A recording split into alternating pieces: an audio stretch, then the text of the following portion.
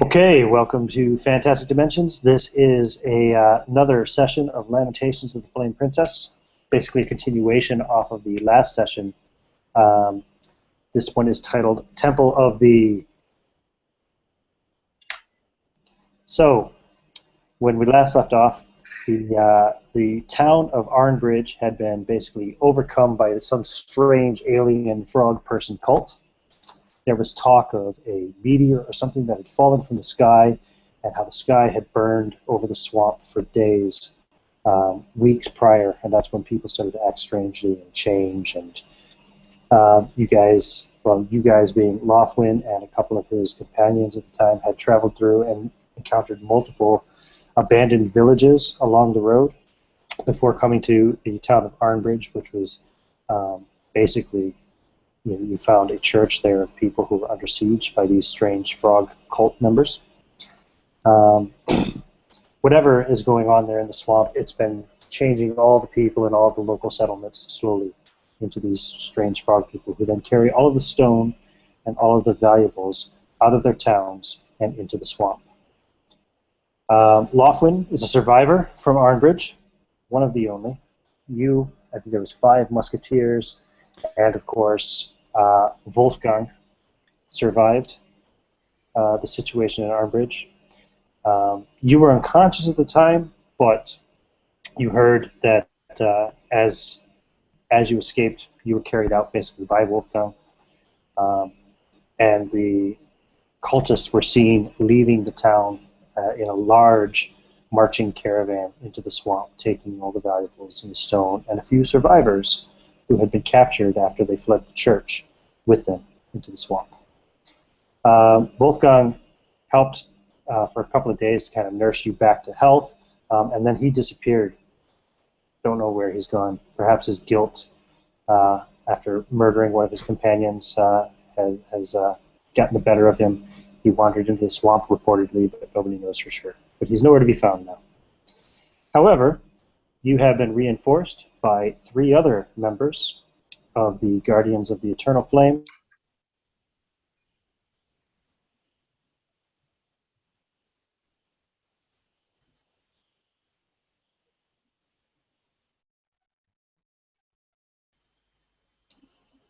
And those 3 members are. I think we just lost Ian. Yeah. Yep. So This will be the eternal secret. Yeah, the Eternal. my character is Fletch Reverstrider.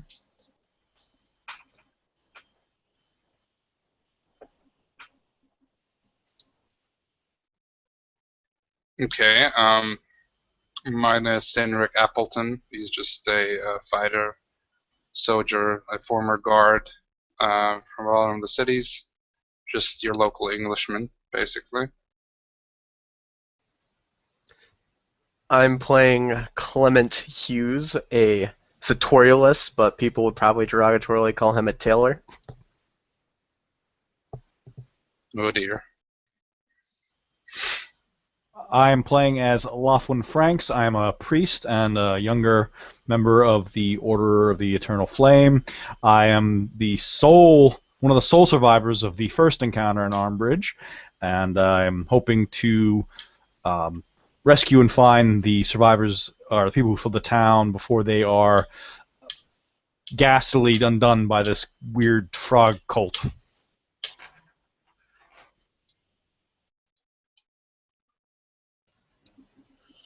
And for those of you watching at home, Ian is rebooting. Yeah. Clement and Fletch have adventured together before. Previously, we had delved into a church with some cultists that were trying to feed visitors to the little town to this slime god that lived underneath the floorboards of the old church in the big labyrinth. England this time is very culty, folks. Describe your character in 3 words or less, Fletch. Loves his dog. So my character is like a ranger. He's like a woodsman. He has a beloved companion, which is a pointer type of dog. But this dog wasn't always as such. Fletch had actually rescued this dog from like a fighting pit environment when the dog was very young. Flitz had went back to the city where he was born, and he had noticed that a lot of unsavory action was happening in the sewers and labyrinths underneath the city, some of which was like dog fighting, which he could not stand to see happen in the beloved home that he had grown up in, even though he had spent lots of times out into the woods becoming a master hunter.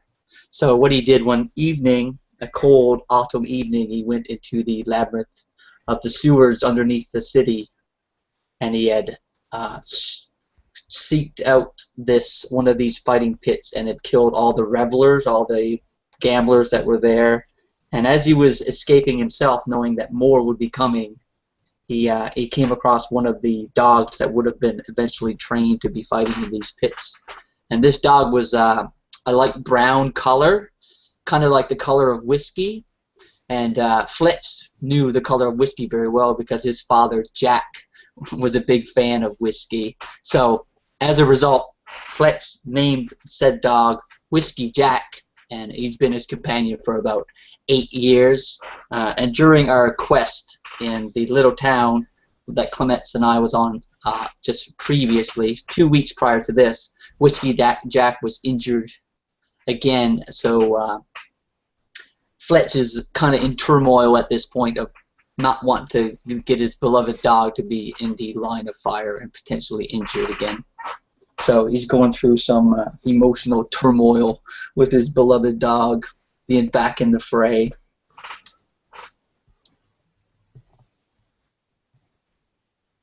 And I'm a tailor.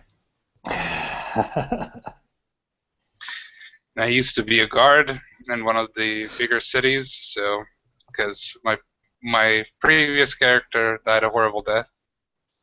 So One Okay. time I stole a bunch of spoons. Yes, you did. You remember where you stole those spoons from? The incompetent vicar. Yes, yes. What happened to the incompetent vicar? It got burnt to the ground. That's strange. You didn't have anything to do with that, did you? I didn't. I tried to stop it, but, you know, Yeah. when Inquisitor wants to burn something, to burn something. How many people were inside when it burned? I don't know, probably like 8 or something. I think it was closer to like 12 or 15 or something like that, but yeah. Oh, yeah, probably all the bodies. I was thinking of ones that they hadn't killed. Well, I suppose there's a possibility that some of those were doppelgangers as well.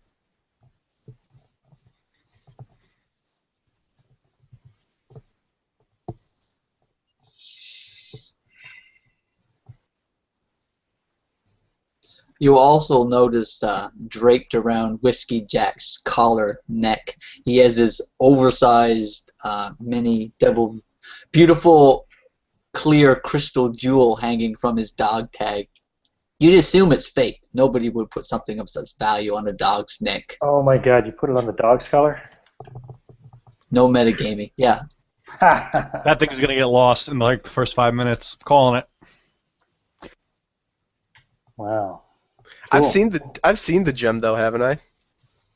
You were You in have. adventure, weren't you? You Yeah. have Clemens. I showed the adventuring party all of the spoils that I had found when I rejoined you guys in the main corridor. Oh boy, that's gonna be a huge facepalm moment when I see that dog. Hell yeah. Cool. Did everybody get a chance to introduce their characters We did. while I was crashed out? My internet decided it hates Lamentations for some reason. It always crashes when I'm playing this game. Okay.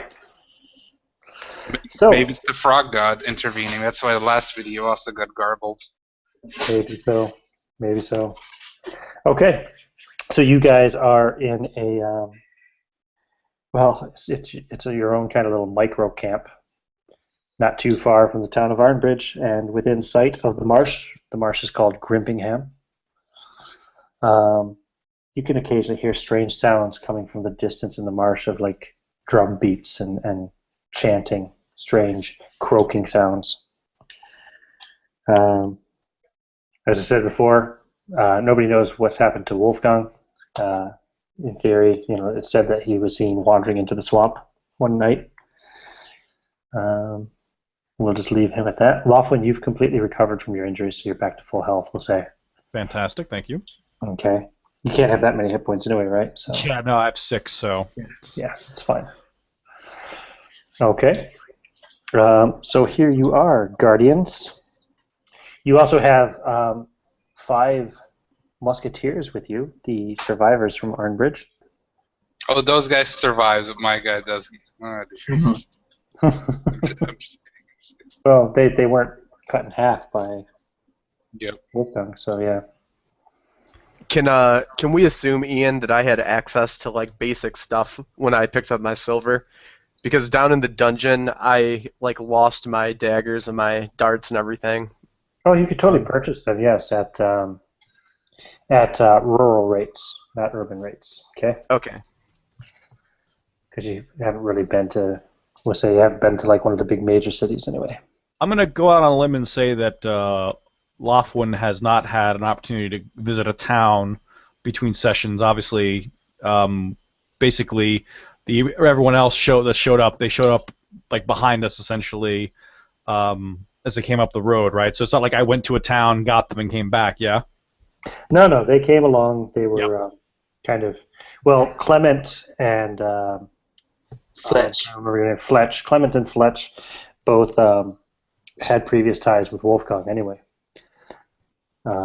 They had kind of been, well, they had been to a particularly nasty little hamlet down in, where the hell was that? I can't remember. Dunwich. Dunwich, yes, together. So they were probably coming back this way to kind of join. They were meeting up with Wolfgang, yeah. Mm-hmm. Exactly. Who is now missing. But he's gone now. And we can say, what's your character's name again there, Sean? I'm sorry, I have my video turned off for it's fine. It's fine. I heard it. My character's name is Cynric Appleton. I actually generated that, so apparently that's the real name. But it sounds cool, I think. So Cynric, we can say Cynric that kind of met up with them along the way. Also, being a member of the group of the your order. Yep. So, upon being designated to join Lothwin and following up on this task that he had been given earlier, we, like you say, had some affiliation with the madman that has gone off into the woods. Is that what's happened with the big German? Yep.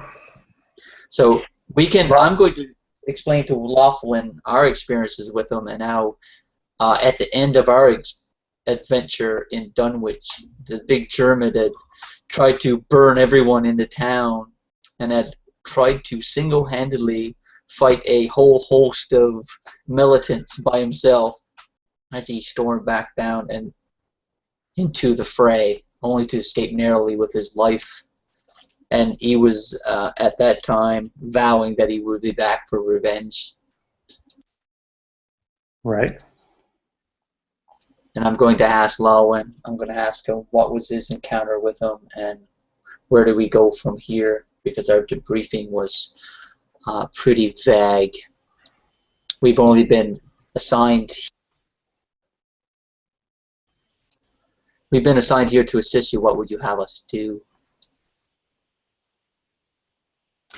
Well, obviously once I meet up with Fletch and Clement, I will explain the situation as thus, that we, my companions, Wolfgang being one of them, had been sent north, and we were heading towards Scotland when we began to come upon these multiple abandoned villages along the way. These villages were cleared out, there was no people, or there was destruction in churches along the way. Things got worse and worse as we approached Arnbridge, so we finally got to Arnbridge, where the church in Arnbridge was under siege by these strange frog-like men. Wolfgang was able to fight some of these frogmen off. I was able to get to the church. We were able to meet up with the folks there, get the situation, which was that they had been under siege for some time, etc. I attempted to go out to get some water for them while Wolfgang rested from some wounds. Water was bad. Then we got told by the frog people, hey, frog people are coming tonight to burn the church down and take everyone away. We went back to the church to try to prevent that when Wolfgang lost leave of his senses, murdered my other companion, nearly killed me, and then the next I woke up, I was out on the borders on the outskirts of Arnbridge with a few survivors and Wolfgang, and then a little after that, Wolfgang wandered off into the forest, and I haven't seen him since. And that's the situation. So our priority is to find said Wolfgang the Big German, or is it to stop these amphibian/reptile creatures from further assault upon the townships? I suppose it all depends on how seriously you want to take your vow to be a member of the sacred, Guardians of the Eternal Flame. Sorry. Technically speaking, the order is meant to drive out evil from the land, to protect the innocent, etc. Blah blah blah blah blah. So in that sense, your duty would be to try and help the people, by driving out this evil cult. But and Laughlин's had some time on his hands, obviously waiting between missing Wolfgang and waiting for you guys to arrive. So I don't know if I have to roll for this or not, but Laughlin would definitely want to go and begin trying to find any other survivors. Obviously, he's short on manpower. He'd probably ask the 5 survivors who are armed if they wanted to search for any of the survivors in and around the town. That's Laughlin's intention at the moment. Those guys are essentially kind of like your followers at the moment, Laughlin. Right. John, William, Thomas, Robert, and Richard. Okay, hold on. They have no armor, just regular peasants' clothes, but each of them has a musket. Each of them has, a bag of powder and shot. Question: it was John, William, Thomas, Robert, and Richard. Okay. Generic English names 1 through 5. Very good. Yeah. So basically, when Clement and Fletch, I'm sorry, and Heinrich arrive, I'm already at this point planning to begin searching the town for anyone who might have also survived, and then, of course, vacate the area. So that's my plan, Laughlin's plan at the moment.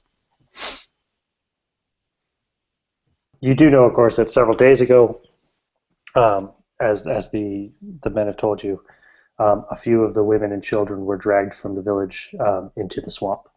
Right. And I will see if anyone else didn't get caught and kind of go from there is the plan. Yeah, no, you don't find any survivors in Arnbridge otherwise. Gotcha. You do find... So we confirm that Arnbridge is... You find some more of the people that were in the church with you, some of the elderly, but they were all slain. Right. It seems like they took all the women and children. Gotcha. So as a follow-up from my delving of information from Laughlin about the situation at hand, I'm going to say, Laughlin, good man, when you encountered these amphibian creatures and the German lost his mind and attacked his fellow man, was it magic? What was the foulness that caused him to turn on his companions? So, for I saw him to be somewhat unpredictable, he was always true to our cause and our previous engagements. We never did discover the exact source of the affliction, but I and Wolfgang did believe that he was overcome and possessed by some sort of malevolent consciousness. Unfortunately, before I could learn more and assist him in absolving himself of his guilt, he left, and I have not seen him since. And these amphibians, do you have a proper true name for them? Even though I've spent many times in the woods and swamps of our fair nation, I can't recall encountering such a creature. One of my other companions who had died, he had spoken of sea creatures from legends in the East, but I've never encountered something as such, and as you may or may not know, I'm relatively new to our order. All I know is that their high priest is a being called Lonquis. I believe it was Lonquis, right? It was Locrius. Locrius, I'm sorry, Locrius. I can't read my own handwriting, guys. Sorry. Their leader is a being called High Priest Locrius, and Wolfgang had described a vision of this, perhaps this High Priest with this glowing object held aloft in his hand. This is when he was possessed under this strange consciousness before he began attacking everybody in the church. I have not been able to go that far into the swamp, obviously, and we've kind of not known what to do, me and my friends here. Foul sorcery is afoot here. Things most unwarranted. I don't know. Let me see if we have something that might help us in this endeavor. And you see, Fletch, he reaches into his satchel and he goes down on one knee at the same time, gently caressing his beloved dog. And he pulls out a piece of parchment. And he looks at yourself and he looks at Cyric. And he says, me and my companion here, Clements, are of the martial order. I have little use for this. Maybe it can come in handy in our challenges ahead. And he unrolls the parchment, and you see within it, on this piece of cowhide, there's this etching within in this black ink. And it looks to be words of magic. So if any of you can read magic or have any understanding or experience with such, you would understand that it's a clerical scroll. I think cleric spells work differently. I just have to look that up, though.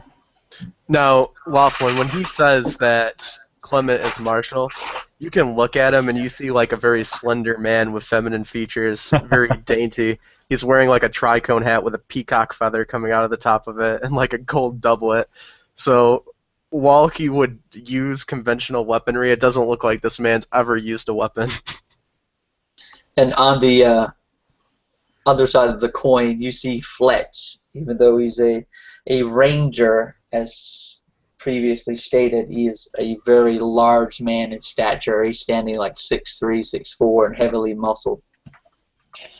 I have video of Clement on YouTube getting beat up by a nun. I'm just saying. She knocked me out. Well, Cindric looks like a more kind of a simple kind of guy, and he's just about 5'5", and like kind of muscular, having a big beard, brown beard, and blue eyes, and he's just kind of looking and waiting, like kind of a little bit impatient, smoking his pipe. What kind of like armor and weaponry does he have? He's got a leather armor, and he's got a mace and a shield, a buckler style shield. So. Okay. So I'm definitely looking to you, Lynn Lothwin, for this. Maybe you might be able to use this scroll. FY, the cleric scrolls will be written in the language of the common language. So in this case, probably they're written in English, but the power only comes from a person connected to their god reading it or something like that. So that would be. I could just pick it up and read it and use it if I need to. So you can. They can be used as a one-time use item. Yep. My character, Mm-hmm. My character looks like he doesn't even read really. So. All right, so I offer it up to you, Lothwin. I was like, here, take it. I have no use for it. Do you just give him one? Do you keep the other one? Yeah, I'm just giving him the larger of the two. So it has 4 first-level cleric spells. Which spells were those again? Cure light wounds, purify food and drink, protection from evil, and sanctuary. I have no idea what any of that means. No. We'll look it up. Even though I can read the common language, I'm indifferent. I'm just handing it.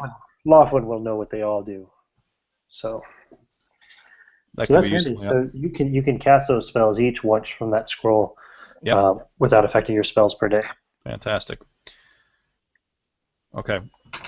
Well, thank you very much, sir. Things are looking up already. Maybe that TPK is not in order today. Laughlin rolls the scroll up and puts it in his coat pocket. Whatever we're going to do, we should do it quickly. It's already been a few days, and I fear to think of the fate of the surviving villagers. I've tried to keep my companions calm at the thought of, from thinking of the things that could be occurring to their fellow man in that swamp, but Yes, They are I getting agree, anxious. priest. Let's go. I just kind of like say that, and I'm like, start going towards the door.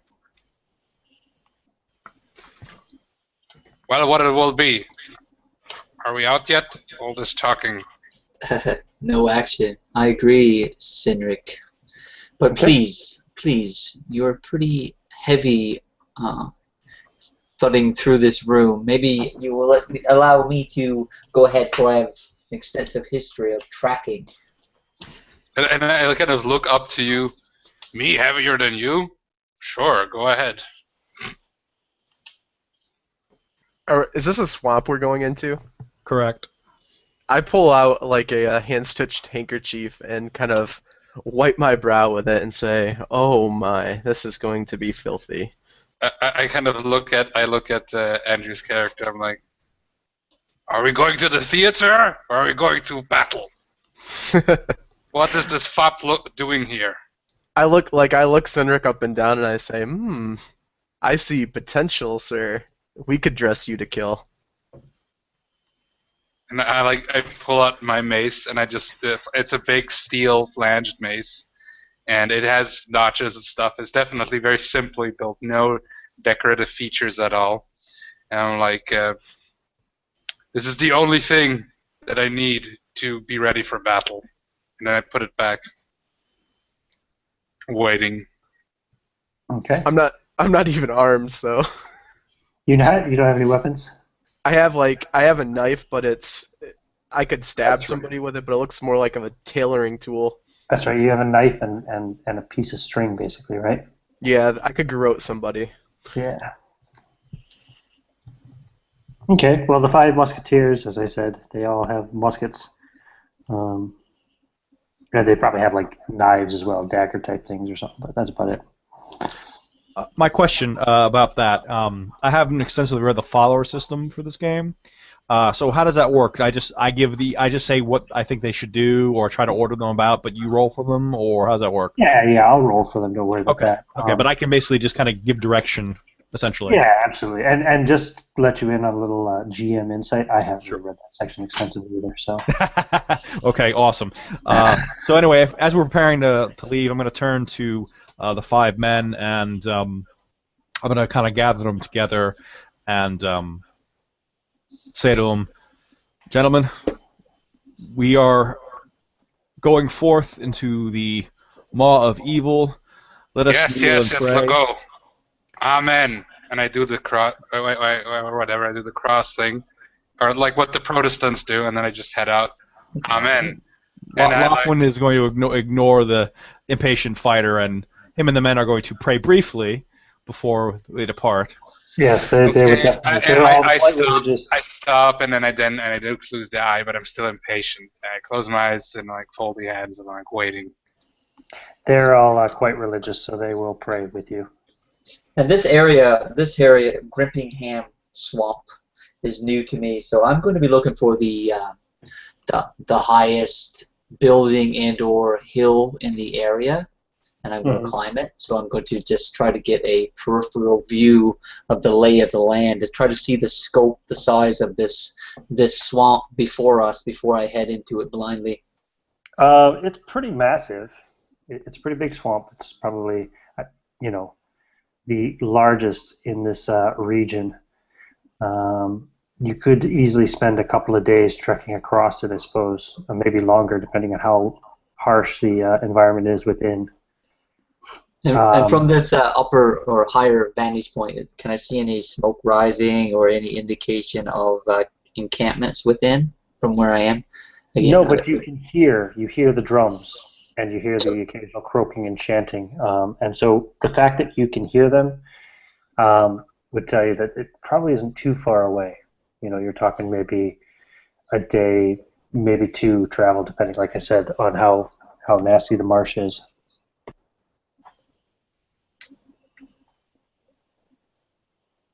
All right, so I'm going to wait patiently for the cleric and the musketeers to finish their ritual, and then I am going to take the forefront and head in the general direction of the noise, the drumming, and whatever's going on in the swamp.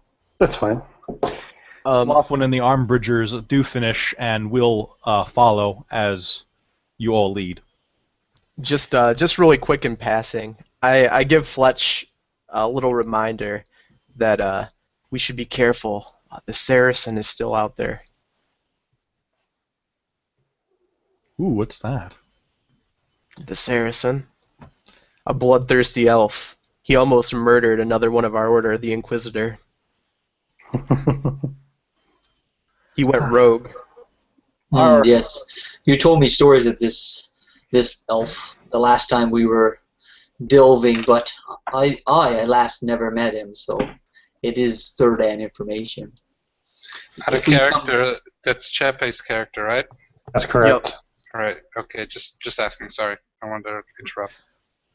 If you see him, if you see him afoot, be sure to let me know. For, as you say, he's not to be trusted. Laughlin If I see him, it'll looks be at too each late. of you, and he says, "Our order seems to make friends quite easily, doesn't it?" Indeed. I just make like. By the way, Yes. I rolled 6 for intelligence, so that's why it's a little bit simple. That's okay. I rolled down the line and switched once. That's it. So that's what I got. I'm a man of honor. Don't worry, Laughlin. We will see this through, and you can trust in me. And then I just start walking away. Pray to God that's true. No longer engaged in the conversation and the peripheral noise as I'm trying to focus in all of my intention and senses to what lays ahead for any potential ambush as we walk towards the quote-unquote enemy that I know nothing about. Do you have any skill or anything on your sheet, Fletch, for that would work out to this, or will I just have you make an ability check? I have nothing outside of the standard ones and the d6s here and the common activities, so no, I don't have anything. Go ahead and just make a wisdom roll then. You want to roll d20. So I'm looking to roll under or over. You want to roll equal to or under your wisdom score. I failed. I rolled a 15, and my wisdom score is 11. Okay. So you're trying your best, but you're having difficulty getting through the swamp. You keep coming to patches of deep water, and at one point, you guys are walking along, and all of a sudden, Clement, you take a misstep, and you go from being in ankle-deep water to being hip-deep. And then you look at him. Well, so much for your fancy dress. What it looks like is the misstep actually catches me off guard, so I submerge, like I fall forward, and I disappear underwater, and you see my hat pop up, and the feathers just kind of bobbing, and then I come up after it, spitting out water.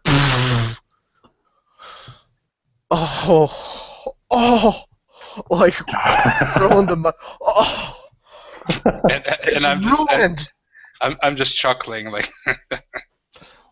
Laughlin and a couple of his men rush to Clement in his little pool of water, and they reach for him. Sir Hughes, give me your hand. Thank you. We pull him out and toss him on the side. Yeah, and then Richard gets caught in quicksand. Oh no. Yeah, and he's one of the ones that helped you pull Clement out, and now he's sinking rapidly into the quicksand because he's struggling and freaking out. Okay. Richard, be still. Waist deep. Can I help him somehow? Maybe reach him. Yeah, with we with want to the help him mace? out at this point. Like Sure. I turn around the mace and I just like stretch out. I reach out my quarterstaff too. Okay, so he grabs the mace with one hand, grabs the quarterstaff with the other. Both of you go ahead and just roll strength checks. Roll a d20. And We got to roll under, right? you want to Okay. roll equal to or under, yeah.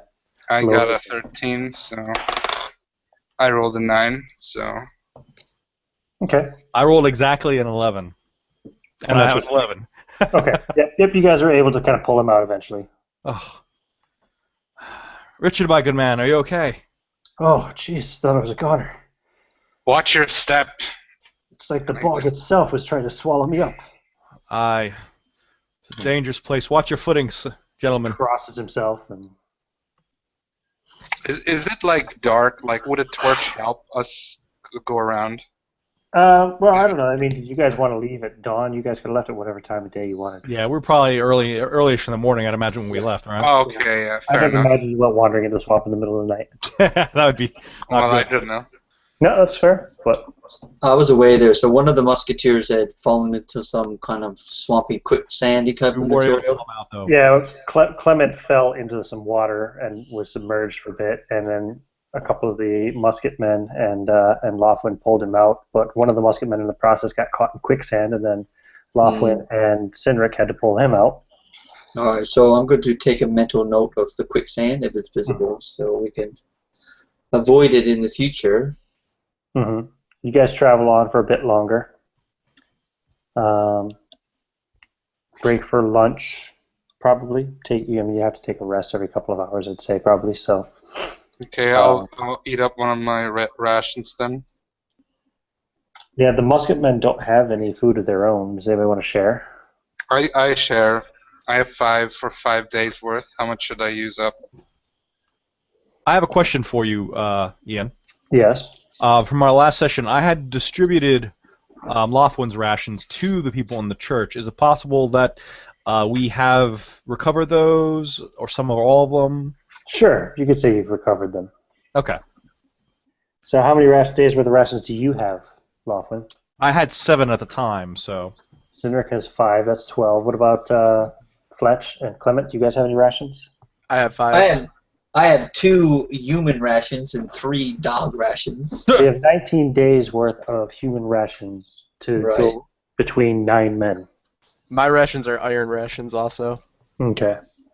So not much preparation involved in this. So we're just kind of just sitting. You guys spot. have enough food to last you 2 days. So how much should I use up then? Well, I imagine you guys are just kind of pooling it all at the moment. I'm going to distribute mine between myself and, of course, the men that I'm, at this point, caretaking for. So... Yes, Okay, I will well, take care of myself and my dog as well.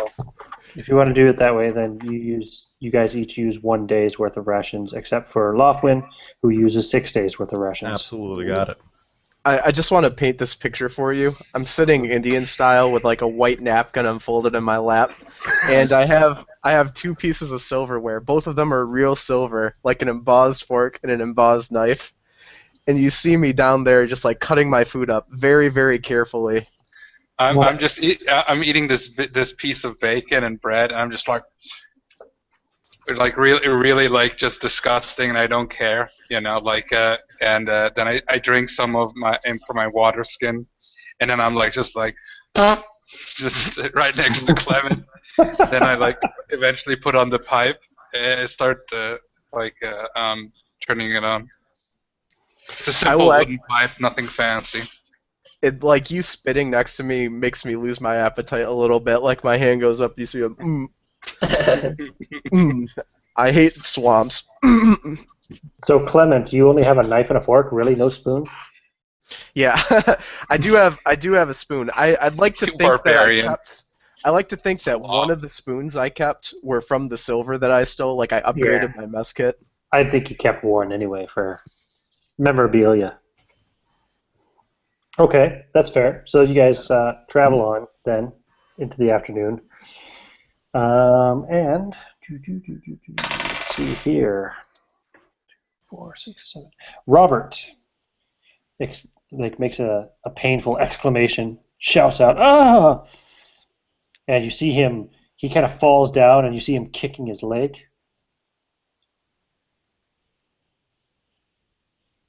Like, what the hell is wrong with him?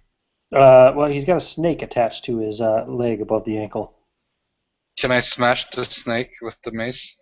You can certainly try. Go ahead and roll an attack. Well, I don't want to attack his leg. I don't want to hurt him. As long as you don't fumble, it's not a problem. You're using the blunt weapon, so go ahead. So this snake has bitten Robert, or it's kind of coiled itself around him? It has bitten. Okay, rolling attack now. The green dice. Well, I have to roll high, right? Oh, fuck. I rolled a 2, of course. This is starting great. You rolled a 2? Okay. Wait, I rolled a 2. I have +3, so it's a 5, but still not enough. Lothwin is going to attempt to intercede as Cynric sweeps at the snake and misses. Cynric. Cynric. We're going to have another one of these today, aren't we? Yep. Cynric misses. Lothwin is going to step in and attempt to bash the snake off of his companion. Go ahead and roll attack roll. Now I'm rolling high, right? Yeah, you want to roll better than a 2. Yeah, it's D&D basically. 13. Okay, yeah, you're going to hit the snake, and yeah, I won't make you roll damage. That'll be enough to kill the snake. I'm sorry, I forgot to ask this earlier. What is the damage on a quarterstaff again? Oh, I'd imagine it's D6. D6, right? I think D6 or D4. Staff is D4. Sorry, D4. D4. Okay. Yeah. Old D&D. I don't know if I have a D4. Should I roll it for you? No, I have a D4. Never mind. Okay. Sorry, I had to look at my bag. Okay, wait. Try this again. Up there you go. How the hell do I tell what? On a D4, how do I tell what the hell is the roll? Whichever number is. There's 2 types. There's the one where it's on the top. Mine's a triangle, and it's all in the middle. Yeah. Yeah. Or Which number is? The one that you have is this one. Yes, that one. Yep. So it's the one on the bottom. Got it. All right. Thanks, guys. 1. I did 1 damage. Okay. Grand. It stuns the snake anyway. Oh, very good. I finish it off. Okay. You stun the snake, and Cynric smashes it dead. Robert is, shouting in pain. And I'm going to inspect the wound. And Fletch, are you coming back to see what's going on, or are you just continue to press forward? I just turn over my shoulder and look back and see it as being a snake that we've taken half of our party to combat, and I'm kind of just miffed at the lack of skills for these imbeciles that are with us trudging through this swamp.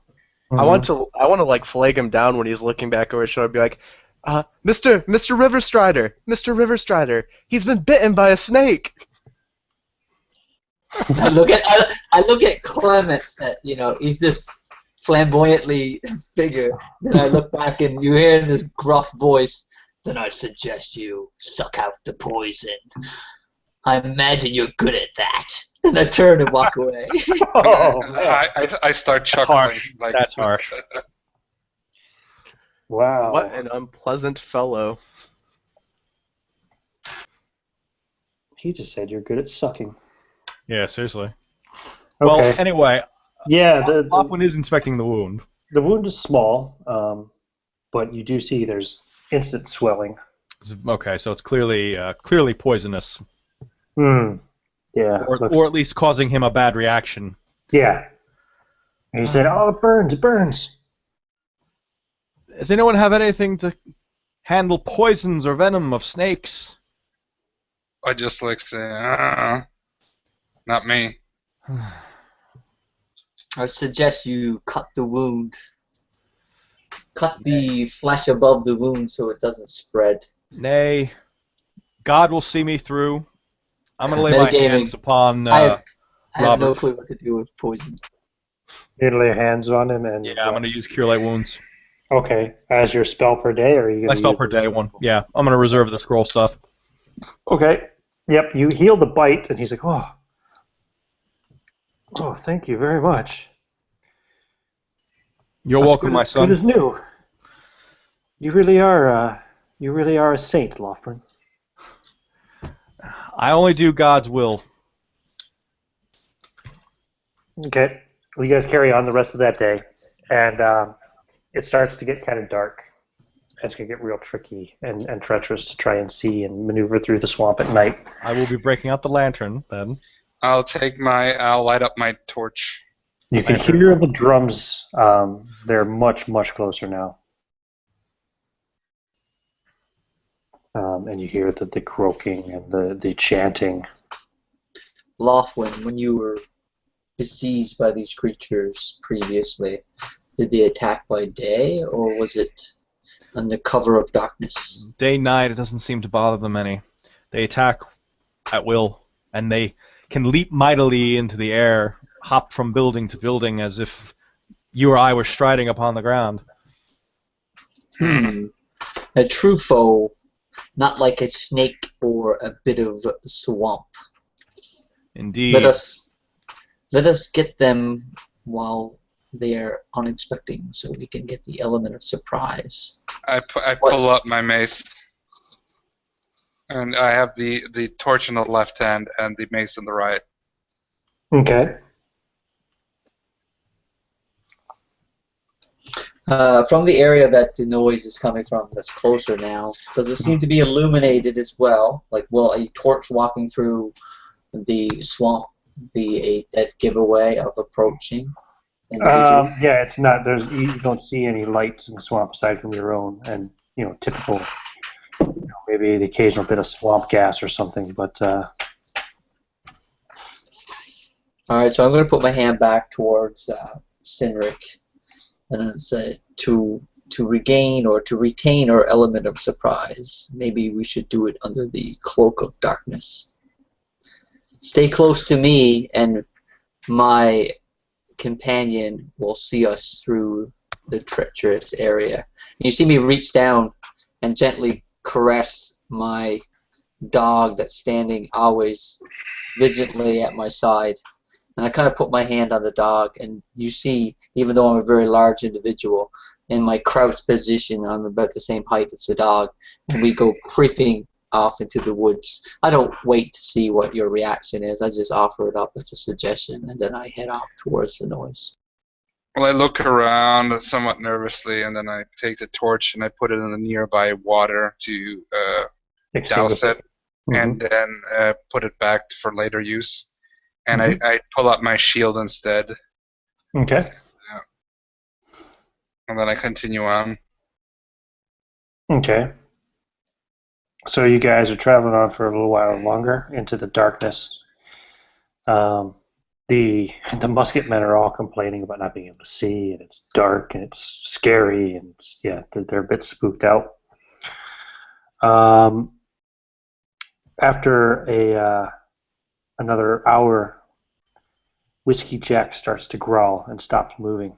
He turns, he looks back, and he's growling. Back at the way we came from? He's looking back in the direction of your party, yes. So, am I getting the feeling that me and Whiskey Jack have hunted together many, many times, even though I can't communicate with the dog? Am I getting the sense that he's growling at the fellow members of the group, or something that has flanked us and come up around the backside? You see, like, his hairs are standing up, and he's growling, but he's also kind of whining a little bit and backing up a little bit, so he's spooked by something. And you hear a terrible rushing of water suddenly, and Thomas lets out a scream and is pulled underwater off to the right of the kind of path that you've been traveling along. Screaming, gets pulled into the water, and you see lots of splashing as he's struggling with something. Well, Lothwin and the men are, of course, going to attempt to rescue Thomas. Okay, yeah, the men are kind of pointing muskets. They're like, should we fire? We might hit him. Lothwin is going to jump out into the water after him. He really thinks he is a savior, doesn't he? I kind of just look at the priest and shake my head. Very heroic. When the men point the guns, Ian, I'm gonna try to throw my arm out and say, "No, don't shoot. This mission's about surprise." Yeah, well, they're definitely gonna shoot now because they're afraid they would shoot Lothwin. Lothwin, as you go into the water towards Thomas, and you're quickly into water, like up to your chest, and you see he's like rolling in the water, as if like something had just grabbed him and was just spinning him around. How much of his body is submerged? Is it? Oh, like 90% of him, and just like little bits splashing up out of the water as he twirls. Okay. If you think of him laying like in a horizontal fashion. Can I lash out with my, or can I jab out with my quarterstaff into the direction? You can certainly try. Go ahead and make an attack roll. Yeah. And I would like Fletch to make a wisdom check again. I rolled a 7, and my wisdom again is 11, so under the screen. Yeah, you've seen this kind of thing before. This is how crocodiles and alligators take their prey. And I struck out with my quarterstaff, and I have a 13. A 13? Yes. Okay. Yep, you hit something, and your staff kind of bounces back towards you. You hit something hard, Mm-hmm. and he's still spinning, and you see a lot of blood coming up now in the water, in the moonlight. I'm trying to see something that I can maybe attack, but I don't move into the water just yet. And I yell out when I come to the recognition that what it is. I say, careful, do not go to the water's edge. There might be more. It looks like it's a gator, maybe a crocodile. That man is lost, I fear. Be wary. I look at as you Fletch and I'm approach. like, what in God's name is a crocodile? There's no crocodiles in England, so I don't know if they would be known, and I would definitely not know them. There's thrashing. They're attempting to drag him under, to drown it before it consumes it. Yes, but what is it? It's a large reptile, you idiot. Stay away. Yeah. At this point, I'm no seeing idiot. I just want to know what we are against here. Yes, Laughlin? Oh, I was just going to ask. Considering the amount of blood on I see, do I get the sense that Thomas is now lost? Well, the thrashing starts to slow down, and he starts to get pulled further and further away from you. Right, and I'm not able to dislodge him or get the attention of whatever is attacking him. You could certainly try again, but your first attempt did not do so, no. All right. You notice as thrashing is going to stop and he's being pulled away that he's no longer flailing about. Mm-hmm. I'm going to retreat back out the water slowly, backing up. I'm kind of upset now that I couldn't save Thomas, but I kind of realize I have to get out of this water myself now. Yeah, Thomas is gone. Okay. So you get back up out of the water. You're soaked now. From your armpits. The water experience. Yeah. The creatures have the ability to come up on land, but they rarely do so, from my experience. They like to attack unwary individuals near water. Be mindful at your back. Laughlin turns to his men and says, "Be mindful of the water's edge." Out of character. You look around, and you're There's surrounded by water on all sides. Everywhere. out of character. There's no like crocodiles in England, so this is something like that is not normal. That's right? correct. Sure, probably. So we wouldn't know about crocodiles except I guess Fletch. Well, Fletch knows. There could be alligator type things in my kind of fantasy England. Shut up, Sean. Okay. Well, I'm just asking. What I'm asking is if my character would know. You wouldn't know shit about it, basically, No. Because No, then he's talking. Fletch He might as well be talking like about a mythical creature. Okay. Yeah, the only reason Fletch has Might it as well is just because of his kind of nature knowledge and all that. In fact, Because at this point, we're not even Europeans aren't even really in deep Africa yet. And Africa is where you'd see crocodiles are in Africa and alligators are Exactly, in North America, yeah. I believe. So or vice versa. So yeah, you don't know. You wouldn't really know. Well, Neither would I, for that matter. even lions were considered mythical creatures for a long time in Europe. So. Oh yeah. None of you guys have ever heard of these things except for what's his face? I've probably heard of their material because alligator and Yes, you crocodile are probably used in have. tailoring. Yeah, and because you're a fashionista, so. I probably actually worked with it before, to be honest, as a tutorialist. Yeah. Do you want to go in there? Go after it? No. No. Okay. I Okay. mean, I don't see a target to hit. All I see is he's being dragged down into Yeah, the well, water. he's gone now. Thomas is And dead. You can't even see since him. I'm not Crocodile Dundee, I don't have a +5 to attack crocodiles. So it's yep. If we are to face another one of these creatures, you should attempt to aim for its head and snout. I fear aiming for its body and limbs will be of little use. So if you can aim for its snout, you might have a chance for it to relinquish one of our companions if they attack again. And at this time, I'm kind of looking around the periphery, looking at the edge of the water, and even though it's dark still, I'm just trying to listen intently for any sounds of motion throughout the water. Well, it's getting eerily quiet, And I reach down to Whiskey Jack and just get a sense of, just put He's my calming hand down. upon his, put my hand upon his chest and just to get a sense of his breathing, and I get a he's sense that calmer now, and you get the it's sense that eased. the danger has passed. Shall we continue? We'll say a slight prayer, quick prayer for our fallen comrade, and continue on. Yep. Okay. Laughlin will offer a silent prayer, and I assume the other men who, or Thomas's friend probably, will join me. Oh, they do indeed. Yep, and they're freaked out. But you guys travel on. Give me a perception roll. I guess again it'd be a wisdom check there, Laughlin, as you're praying with the men. Sure. Aiming high or low? I forget. Low, of course. Yep. 15, and I have a 16, so I believe it works. Yep. Okay. Yeah, Robert's acting kind of strangely, and he looks like he's sweating. And Robert's the one who was bit by the snake, right? Oh, yes, he was, wasn't he? Was he the one that I then also had used my spell on, so apparently the spell Yes. was worthless? No, the spell healed his hit points damage. Yeah, okay. Didn't go too far, though, I guess. All right. But he's running a fever or something. It looks like now that you're looking at him closer. I'll reach forward, put the back of my hand to his head. Oh, yeah, he's burning up. Robert, you feel quite warm. How are you feeling? I'm a little shook up. I can't believe Thomas is gone.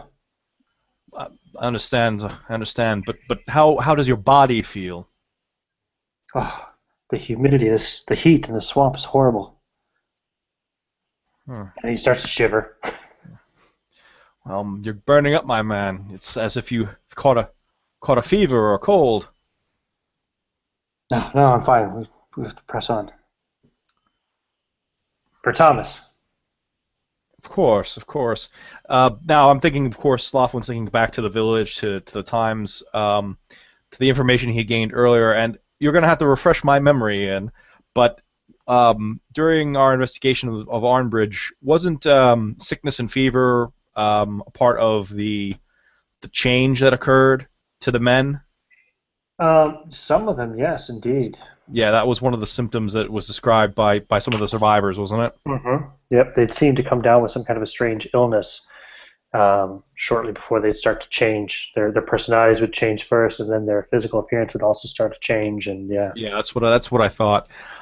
I'm going to separate myself from the men from Arnbridge for a moment and walk to the other members of the Eternal Flame and sort of just motion to them. Call a huddle. Call a little bit of a huddle. Yes. Gentlemen, I don't mean to be an alarmist, but our friend Robert is quite ill, and from my investigation of Arnbridge prior to our little incursion at the church, I learned that the men of the town had, before they began to change into these creatures that we're fighting, some of them had become quite ill, fevers and violent mood swings and changes, until finally they turned into these creatures. And I don't know if that is what is befallen poor Robert, but we should keep our eyes on him. Maybe we should just kill him now and save us the trouble. We cannot do that. He might just be sick. What if he changes into one of these beasts? Then He kills us all in our sleep. we will have to be vigilant then, will we not? You Fine. command these men's trust. Perhaps we should take Robert's gun at the least. if we do that, we could cause them further panic than they already have in them. Yeah. Perhaps- Unfortunately, Thomas's gun was lost. Yes. Is there any way I could use a bushcraft or some form of skill to assess Bushcraft Thomas? is exactly the skill you would use, yes. Alright, so you see Fletch walk over to poor Thomas, who's suddenly No, become It's Robert. Robert, who's become feverish, and you see me like pulling down his eyelids and looking at the coloration of his eyes, and feeling resting the back part of my hand against his forehead and cheeks, checking his pulse, and doing all kinds of things to decipher if it's the ongoing effects of the poison from the snake, or if it's something different, something unknown to me. And Where'd as you roll on your bushcraft? I didn't roll yet, but I will. Oh, sorry. So it's D6. You gotta get I only got a 1, so that means I need to roll a 1. Yep. I did not succeed. I rolled a 4. Okay. So having seen Laughlin say this about these men turning into these amphibious or these creatures of the swamp, this is all like flabbergasting to me. I did not sign up for this. This is not something that I anticipated. I thought these creatures were creatures. I didn't know that they were once men that turned into creatures, or even if this was possible. So as I'm checking over the fallen musketeer, I'm kind of taken back by what Laughlin is saying at the same time. So, wait a second. Who's Thomas that's poisoned? Oh, Thomas is dead in the water, and Robert is the one that is ill. And Robert's the one that is okay. Correct. And Robert still is armed. Robert has a gun. That's correct. Okay. So do I decipher anything from my investigation of the poisoned gun-wielding Robert? Having rolled a 4 out of on your bushcraft, you've determined that he's running a fever. So he could be poisoned, or he could be contracting, pneumonia, which is pretty much a fatal illness. You're pretty sure anyway he's not going to live very long. Clement, had you said this about the gun out aloud, or this was just you? Just in our huddle. This was in a huddle. Mhm. I will add though that I can be fairly persuasive. Maybe I can do it in a non-confrontational way. I suggest you offer up potentially that Robert stay out of any potential conflict, for if his heart rate is to increase, this would further increase the poison course through his veins. So if he could become subservient, take it easy for a while, maybe giving up his gun, then maybe he might be able to get out of this swamp. But if he's to try and engage the enemy, then surely it would be death. I agree. It's worth a try. Well, you are the one with the silver tongue. So I'll wipe off my brow and kind of straighten my torn up doublet and turn around and walk up to Robert and say, Yeah, you'll see that the town's been they're kind of in their own little huddle. Robert's on the ground, kind of sitting there, and the other 3 are standing around. They're all kind of whispering. I'll walk up to him and, being no bullshit about what has to be done, I'll kneel down and say, "You don't look good, Rob. I hate to do this, but you're on light duty, I think. Why don't you hang it back here with me and hand over your gun to one of the frontline men?" Dude, what do you mean? You think, am I going to be okay? You take it easy and hang back with me, and I think everything is going to be all right. You'll make it out of here just fine. But you start moving around a lot, running that fever up any higher, we're going to have serious problems. Laughlin will join Clement and say, "Listen to him, Robert.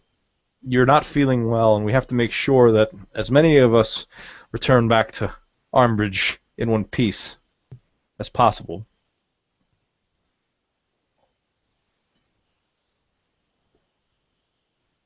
Well, okay, if you say so.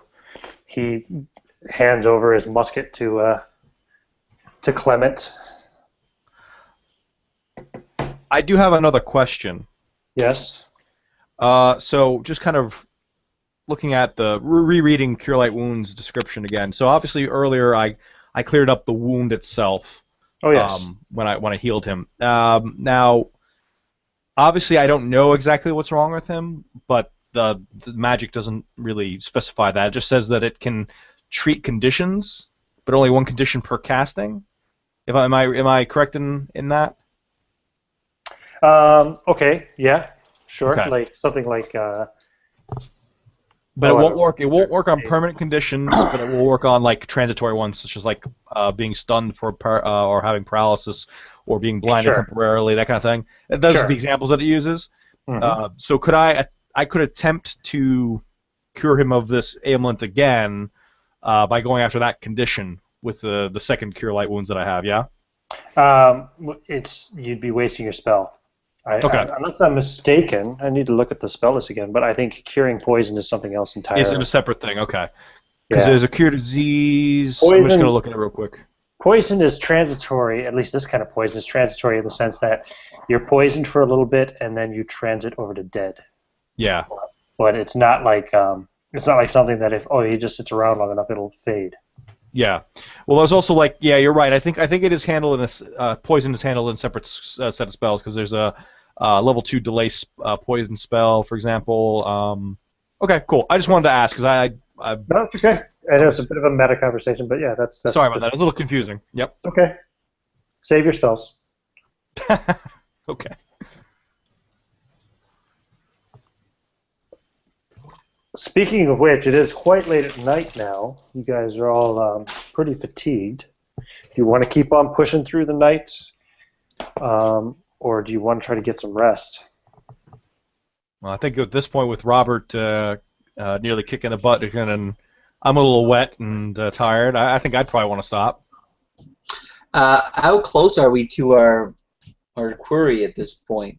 From the sounds, as the sounds died down, or are they still? You still have no visual, so you're not exactly sure how far away. No, it hasn't died down. You're still approaching, but you could be traveling all night still. You know. These creatures have great stamina to be causing such a ruckus for so long. Or either that, or we're facing a substantial number. What were the numbers you faced in your previous engagement, Lockwood? Half a dozen or so at a time. The entire population of the town, practically, specifically the male population of town, had become these creatures. So there could be many, many more waiting for us. Yeah, there were at least hundreds of them. What foul sorcery is this? That's We are one. guardians of the light. We will cleanse this area of this blight.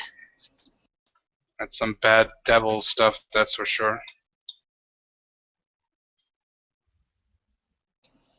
If left unchecked, who knows what can become of these swamp creatures. Do you guys want to try to get some rest? Well, Laughlin and the Musketmen will vote for rest. That's 5 votes for rest out of 8. I will keep first watch. Okay. For I feel vigilant and able to continue on. I would have voted to continue on, but being that we're outnumbered, I will volunteer gladly to be the first sentry. Okay. Was it Robert, the one that was poisoned? Yeah. Correct. He seems to suffer from bad dreams, and he mumbles and moans through good portion of the night, but eventually he quiets down and gets some sleep. And the night will pass with no further encounters. In the morning, Loughlin, you can wake up. You'll have to pray for an hour to get your spell back. Absolutely, we'll do so. Robert has expired. It's very unfortunate. We're losing men quickly here. He seems to have gone in peace, but Well, as I pray to God to return my spell to me, I also pray for Robert and Thomas's dearly departed souls. Nature can be a foul beast. This Grimpingham swamp has turned out to be quite deadly. Well, Yeah, I don't know if they have poison snakes in England either, but you know, in my swamp, Crippingham, they do. this is grim business, but as our group's quartermaster, we need to salvage what we can take. He's got his bag of powder and shot. He's got a dagger and his clothing. That's about it. So I'll take the powder, the shot, and the dagger, and I'll leave his clothing, because the man should be buried how he died.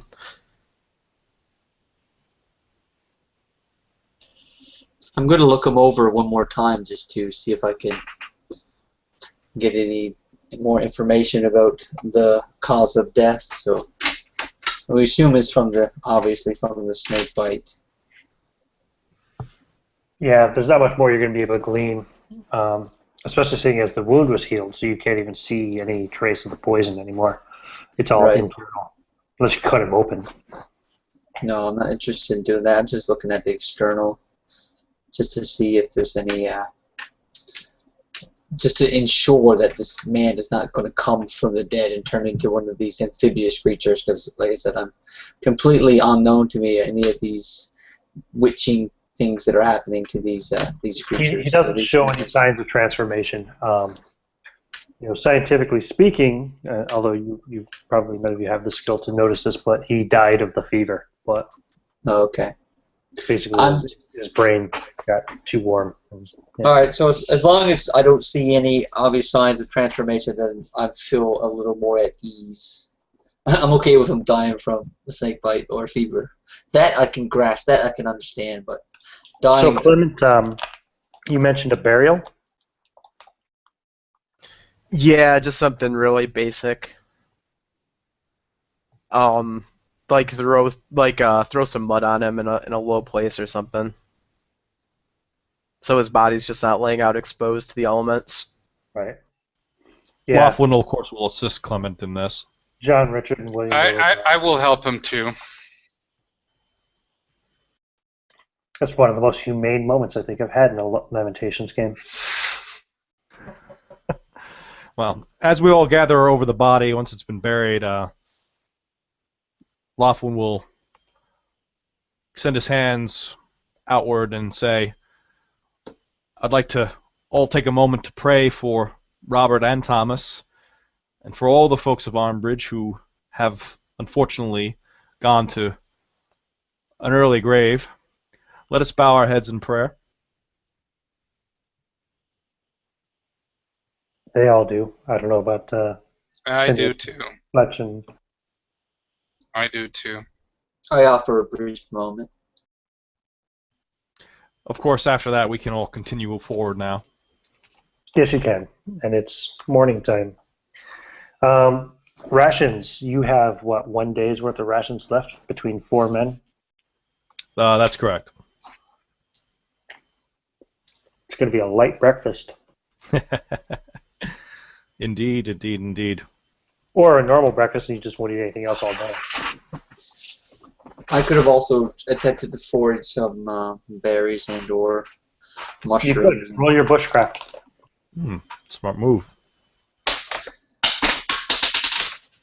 I rolled a 6 on a 1d6, so I couldn't find No. shit. You found some berries, but they're poisonous. Mmm, delicious. Let's feed them to the dead guy.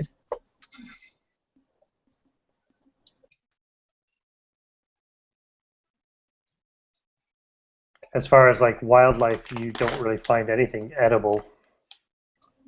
So nothing that I can shoot.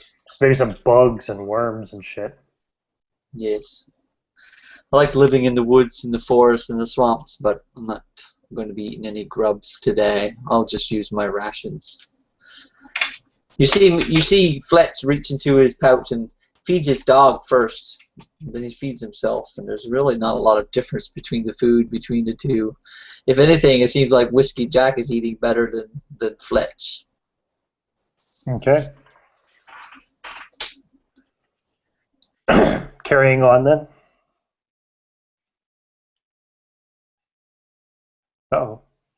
Yep. Okay, for a second there, I lost you guys again. Indeed, we will carry on. That's a Okay, good idea. you move back on into the day. The sounds of the drums getting louder, and as you get around noon, you find a large clearing in the swamp. Um, trees here. It's not a natural clearing. You can see trees are broken and bent and burned. And you find a huge crater in the ground with a long kind of trailing mark along it. Basically, this is where whatever it was crashed into the earth. The water in the immediate area around this crater has all evaporated. So it's actually one of the driest spots. It's still a bit muddy, but there's no water to stand in here. One of the driest places you've seen in the swamp. And Dear you can God. find the remnants of this space rock anyway that's broken up all over the place, and you can see traces of metal within it as well. So again, going into the unknown, Fletch is becoming very nervous for the well-being of his dog, so he orders him to back out of the clearing, back to the underbrush. Is there any trees in the area? Anything? Again, I want to. They're broken and burned. It looks like this area, like you heard about how the sky burned for days.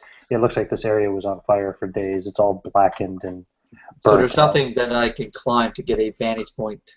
Not within the clearing itself, but around it, absolutely.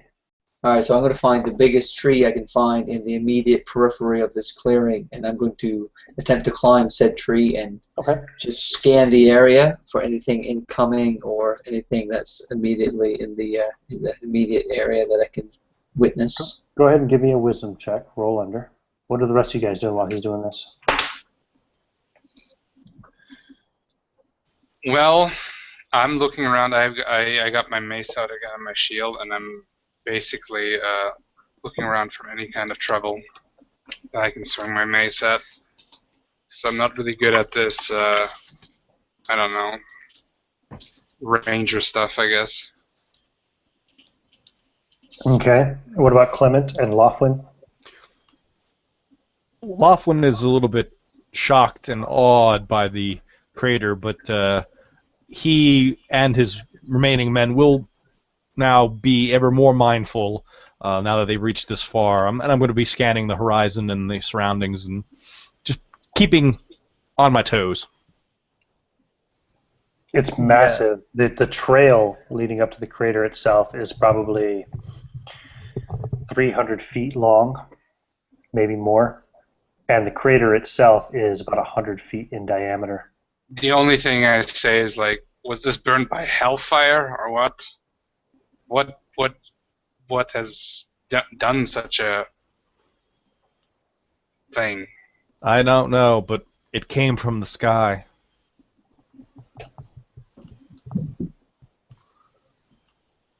I'm out of earshot, so I did succeed on my roll 9 on a roll of 11. Still waiting to hear from Clement. I have the musket out, and I'm standing with the musketeers. Okay. So from your vantage point, Fletch, you can see up ahead the direction you're heading. It looks like there's another clearing up that way. There's a large body of water there. And you can see what looks like a very haphazardly but constructed temple-like thing made of just like basically stones from various buildings that's been pulled apart and piled up. It looks like it's built in almost kind of like a not so much a monolith, more like a ziggurat, And you can also see there's like a bit of a stone altar on the water's edge, and you can see lots of figures moving around in that area. It's not hard to make out any definition, but they all seem to have a kind of a green hue-ish to them, a green hue.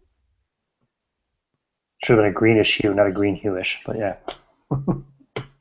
So I offer up a quick whistle just to get the attention of the people below. I mean, there's a large tree, but you could probably hear it from where you are. And I do a hand gesture to show directly ahead. And that's all I do at this point. And I holler down after a few moments to Clements and say, the foes we come to face are directly as the crow flies, and I point in the direction. So there's numerous humanoid bodies around. They seem to have constructed some form of temple, some ziggurat, some structure made of stone. I give them a rough guesstimation of how many people that I saw from my vantage point. And you suddenly hear a sound, rustling of leaves and branches off to your left as you're looking down to your companions. And you look up and you see one of these creatures has leapt from a nearby tree into your tree and is going to attempt to attack you. You'll need to roll initiative. All of us? Yeah, you can all roll initiative if you... Yeah, because, I mean, obviously, after we heard his whistle and everything, we were all going to approach him, so... Yeah, exactly. With a 1d20, right? Nope, it's a D6. Oh, that's All right. And it's modified by your dexterity. Dexterity. I rolled a 5. I rolled a 3. I got no bonus, so... Now, hold on a second here. Oh, I don't think I can screen share, can I? Because... No, I can't. I'm in audio mode only. All right, well, anyway, you get the idea. If you guys know what a bullywug looks like. So what size is this? It's man-sized. Okay, so it's a humanoid size. Yeah, he's attacking you with a crude spear. So a frog man of some sort. Indeed. Let me just check what his dexterity modifier is so I know what his initiative is. So I saw this thing leap. Did he leap from just like an immediate tree, or was it like some distance? Was it like an impressive feat, or just like a monkey? Oh, it was an impressive feat. I mean, he leaped like 20 feet almost horizontally at you. Wow. So I'm kind I of told you taken they were aback by this. So do the people below see this bullywog jump into the tree that I'm They're going to in? see it as it arrives in your tree and attacks you, yes. Okay. What's your initiative there, Troy? Mine was a 4. And what did the rest of you guys get for... 5. 3. 6. Oh, right down the row. Oh, shit. I fucked up. You done fucked It up. always happens. I put the 5 right underneath my 7, and then somebody said 6. Okay, 6 was Clement. 5 was Lothwin. Correct. 4 was Fletch. Yes, sir. And 3 for Sinric. Okay, well that works out well. So the bullywug will go first. He attacks you with his spear, and I rolled a 17. Jesus. My arm class is in melee, is 16, so he was able to hit me. Mm-hmm. Okay. The damage on this is going to be here. That's going to be 5 points of damage. Ouch. I did level up after our last session, right? So I'm level 2 at this You point. did level up, didn't you? That's right. I did, so I'm going to go ahead and survive that grievous wound from the spear attack of this bullywog. Congratulations, you're the first character to level up in my Lamentation series. I Well, think that's from, technically, Lost Jeppe Treasure, did. right? He never played again, so... It's the loot, right? You get so many XP for loot value. No, it was something else. I can't remember. Yeah, there was... As a potion. The potions and You got a scroll. potion that you took, yeah. Oh yeah. Okay. He So got I take this wound as it stabs into my side, and I kind of like fall back on the tree, and the tree sways a little, but I come back in front of the bullywog, ready to Clement's counterattack. going to be next in initiative, anyway. Okay, so I see the tree shake and probably a sound from Fletch. Mm-hmm. And I throw out my arm once again and turn to the musketeers and say, "Do not shoot. Do not shoot. Repeat, do not shoot." Okay. So next, who was on 5? I think it was Lothwin. That is correct. Well, again, I'm not going to kill the Bullywog, but I do want to get him off my friend Fletch here. So I will rush forward with my quarterstaff, swing it down, aiming for its head, and attempt to knock it out. No, it's up in a tree. Oh, it's up in the tree now. Yeah, Oh, it's stabbing down at him. It's up in the tree with. Oh, they're in the trees. He had climbed the tree to get the vantage point. Oh, okay, interesting. Can I knock it out of the tree? They're about 20 feet up. They're too high up. Okay, so I can't reach it then. You could throw something or shoot something or. Good question. Good question. Don't want to shoot it. Don't want to try to throw my. Oh, I have an idea. Do I see any stones or rocks on the ground beneath the tree?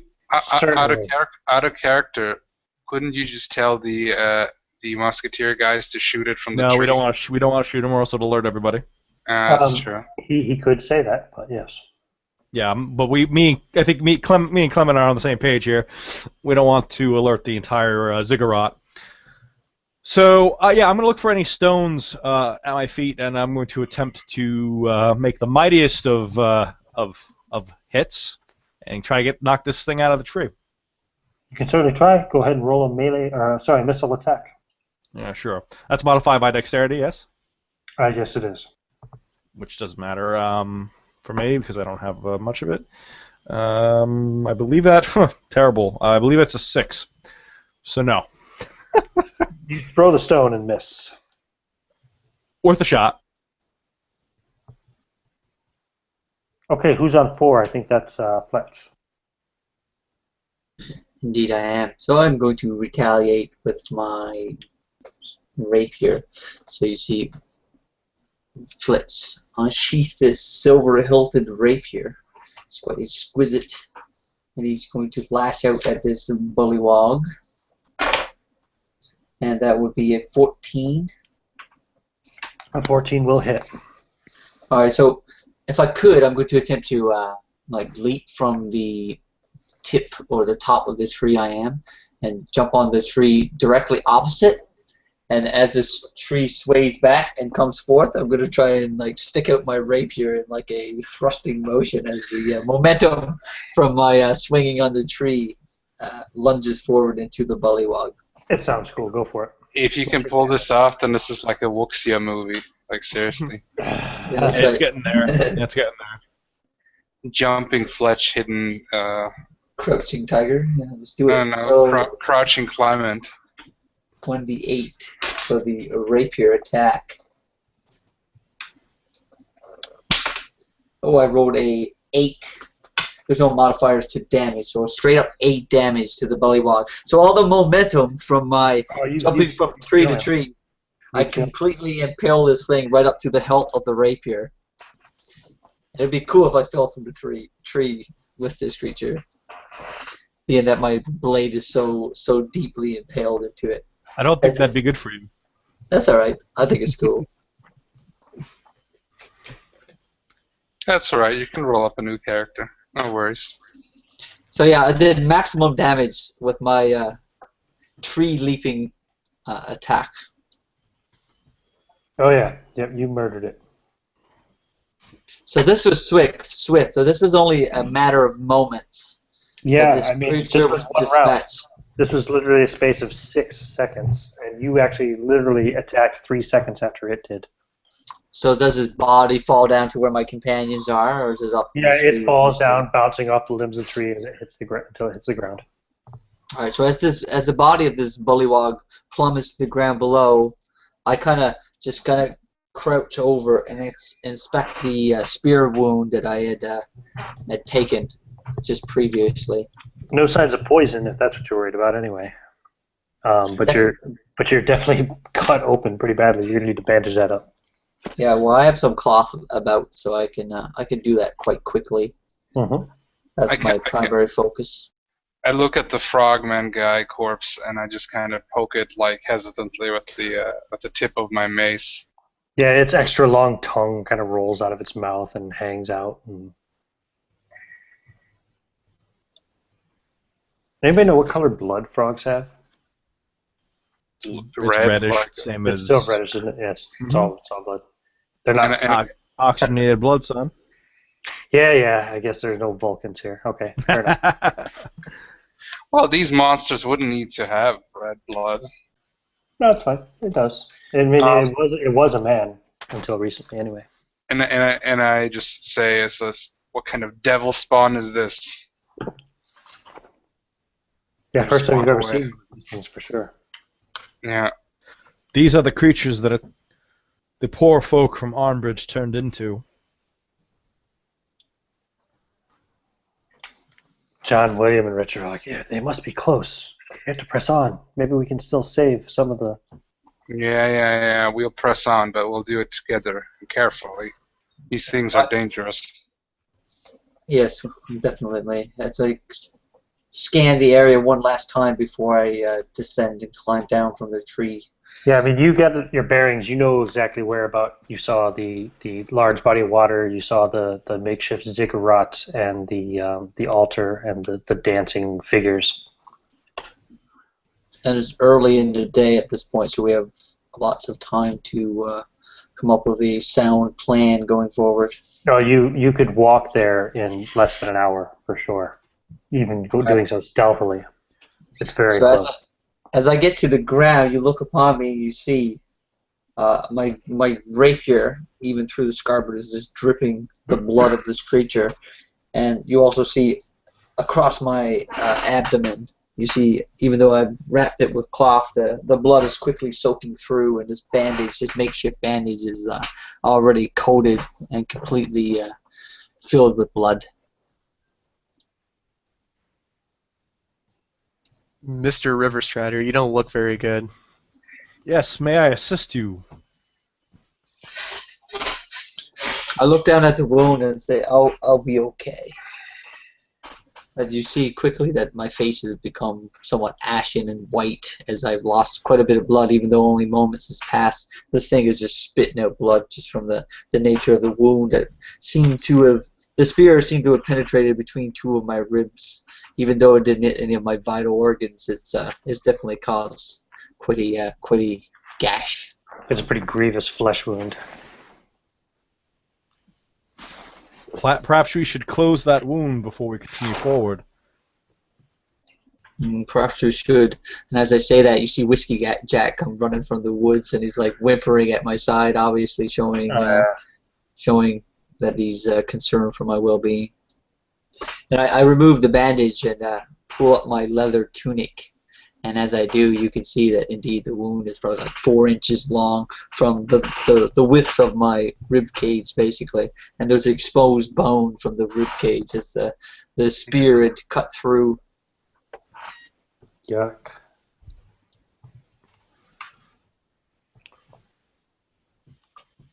Anybody going to do anything to seal that, or?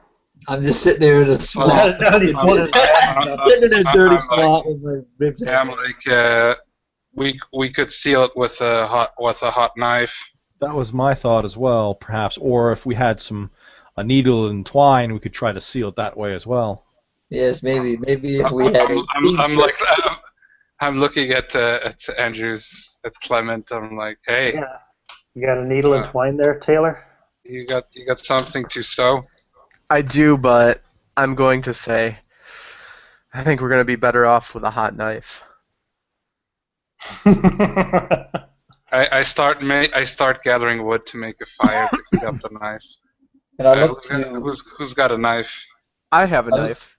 All the villagers have knives. Let me look do to- it. I have the steadiest hands. Lofwin. Fair enough. Like, do you think this healer? Do you think this the best course of action? I collect some wood and I use the tinderbox and I get a good fire going. As you know what they say, Mr. Riverstrider, God helps those who help themselves, and You're totally getting shut down on the healing. No, I don't. I'm not looking for healing. I'm looking for his sounded voice. I had seen him. I had seen him heal the gentleman that had been bitten by the snake prior. So That guy's dead now, so. yeah, I know. But if any amongst us here I would take lesson from, it would be him. It wouldn't be from the ever urgent Okay. human Mayo or my friend Clement, who Yeah. seems to be interested in things. He knows that I have valuables. He's waiting for my death. I've seen him. I've seen him For the loot. I've seen him I'm loot getting- many bodies getting the already. fire. I'm getting the fire going. So Yeah, you get the fire I'm eating the going. knife. He's All right, eating so the if fire is the wound. if Lothwin doesn't think there's better course of action, I am sitting there with my arm up and my wound exposed, ready to I'm obviously take keeping the pressure blade. on the wound while we're waiting for Cyanric here to get the fire going. Okay. As Whiskey Jack is by my side and this is happening and the fire is glinting and flicking about, you see the glint from this crystal jewel just dancing throughout the light as the flames kind of glisten off of this big beautiful jewel that's dangling from his neck. Oh, so I have the hot knife. Okay, I'm gonna seal the wound now. And I'm going to, of course, hold Fletch tightly and I'm gonna look for some kind of piece of leather that he can bite out into, and I'm like gonna give it to him. Hey, Ranger, here, bite down on this, and I give him some of my cheap ale to like Yeah, I have to, some. uh, I have to some numb the pain. wine. I have some alcohol as well that I was going to use for making like Molotovs, but I'm going to hand it over to Lothwin. I'm like, here, you can use this to cleanse the wound.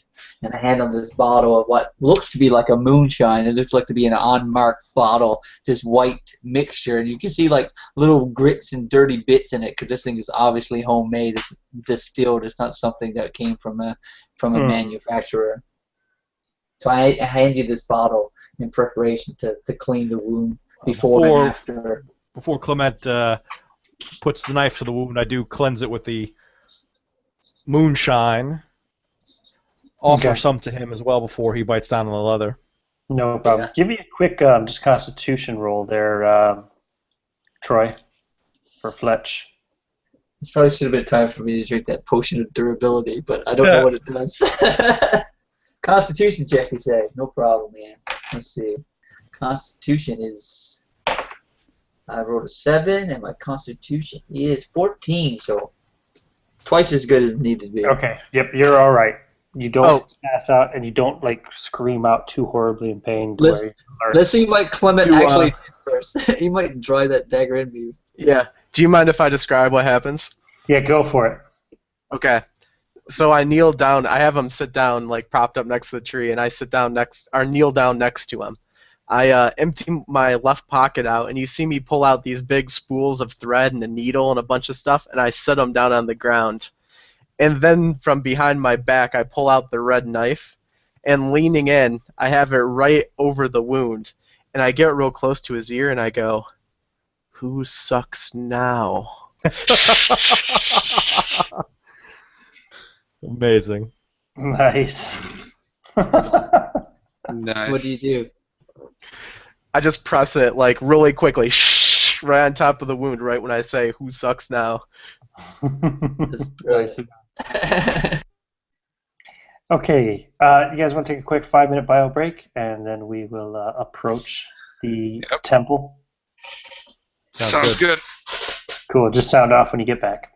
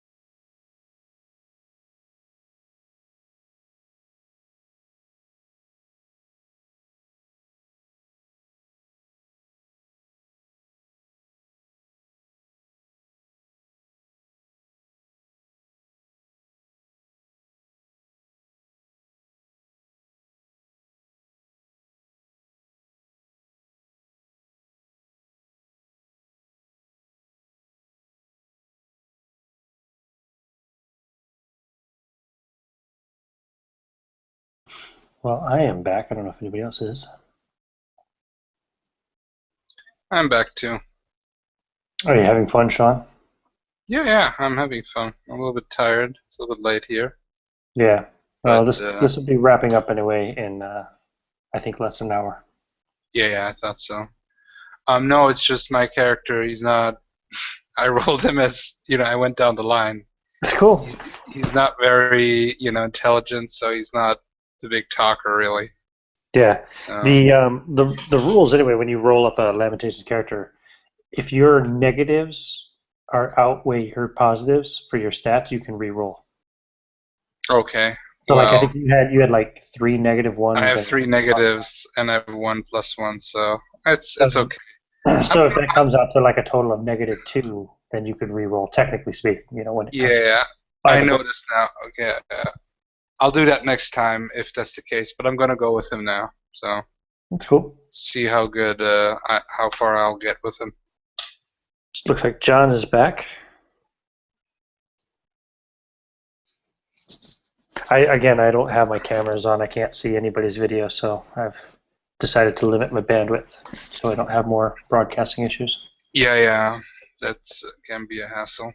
Hangouts fucked me up, and for the first time ever in 14 episodes, it cut out in the middle of a combat in my Defiance Chronicles series yesterday. You still the recording was still good though, or? Oh yeah, I mean I just lost like probably about 20 minutes worth of stuff, Okay. I managed to realize it and start another hangout, before that combat ended. I just had to kind of give a brief description as to what happened, but All right. it was a little annoying. I might just turn the video back on for the moment so I can see if those other guys come back.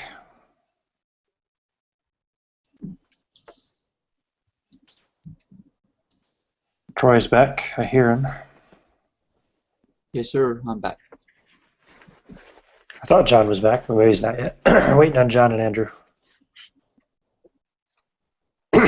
Sorry.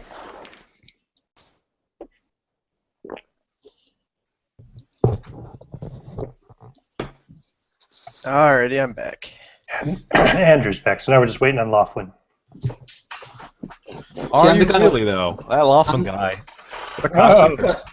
I'm the kind of player, if Andrew would have killed me in that moment, I would have been completely cool with it. Oh, yeah. Definitely. Laughlin would not have been cool with your murder, though, Fletch, just FYI. And one thing, the Taylor has never committed a wanton murder in any of these sessions. So Yeah, he I don't seems even like a think good I've- guy, kind of. he's generally a good guy. He's a little bit economically dubious, but yeah. I've actually not inflicted any damage. Why? That's not true. I did try to choke out one of the barmaids, but I only did it to save her life. Didn't you fight that nun? And the nun Yeah, beat your ass, right? I tried to subdue her. Yeah. Yeah, and she knocked you out. And she wasn't even the warrior nun, but yeah. She smacked the shit out of me. She did. Xena Warrior Nun. There we go. one hardcore That's nun. That's the new reboot. Xena Warrior Nun. Yeah, can Okay. you believe that they're rebooting that? Jesus. Well, before They're we get rebooting into that, everything. Sorry. Yeah, let's but- just get to Let's the continue. crux of this. So you guys now have not a clear path, but you're very near the temple, and if you want to, how do you want to proceed?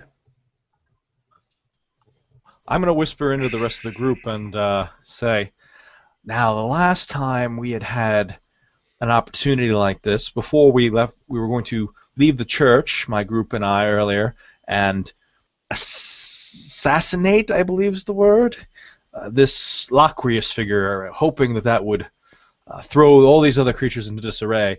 I believe that should probably be our best course of action. And William says, "It's Locrius." Yes. And Locrius.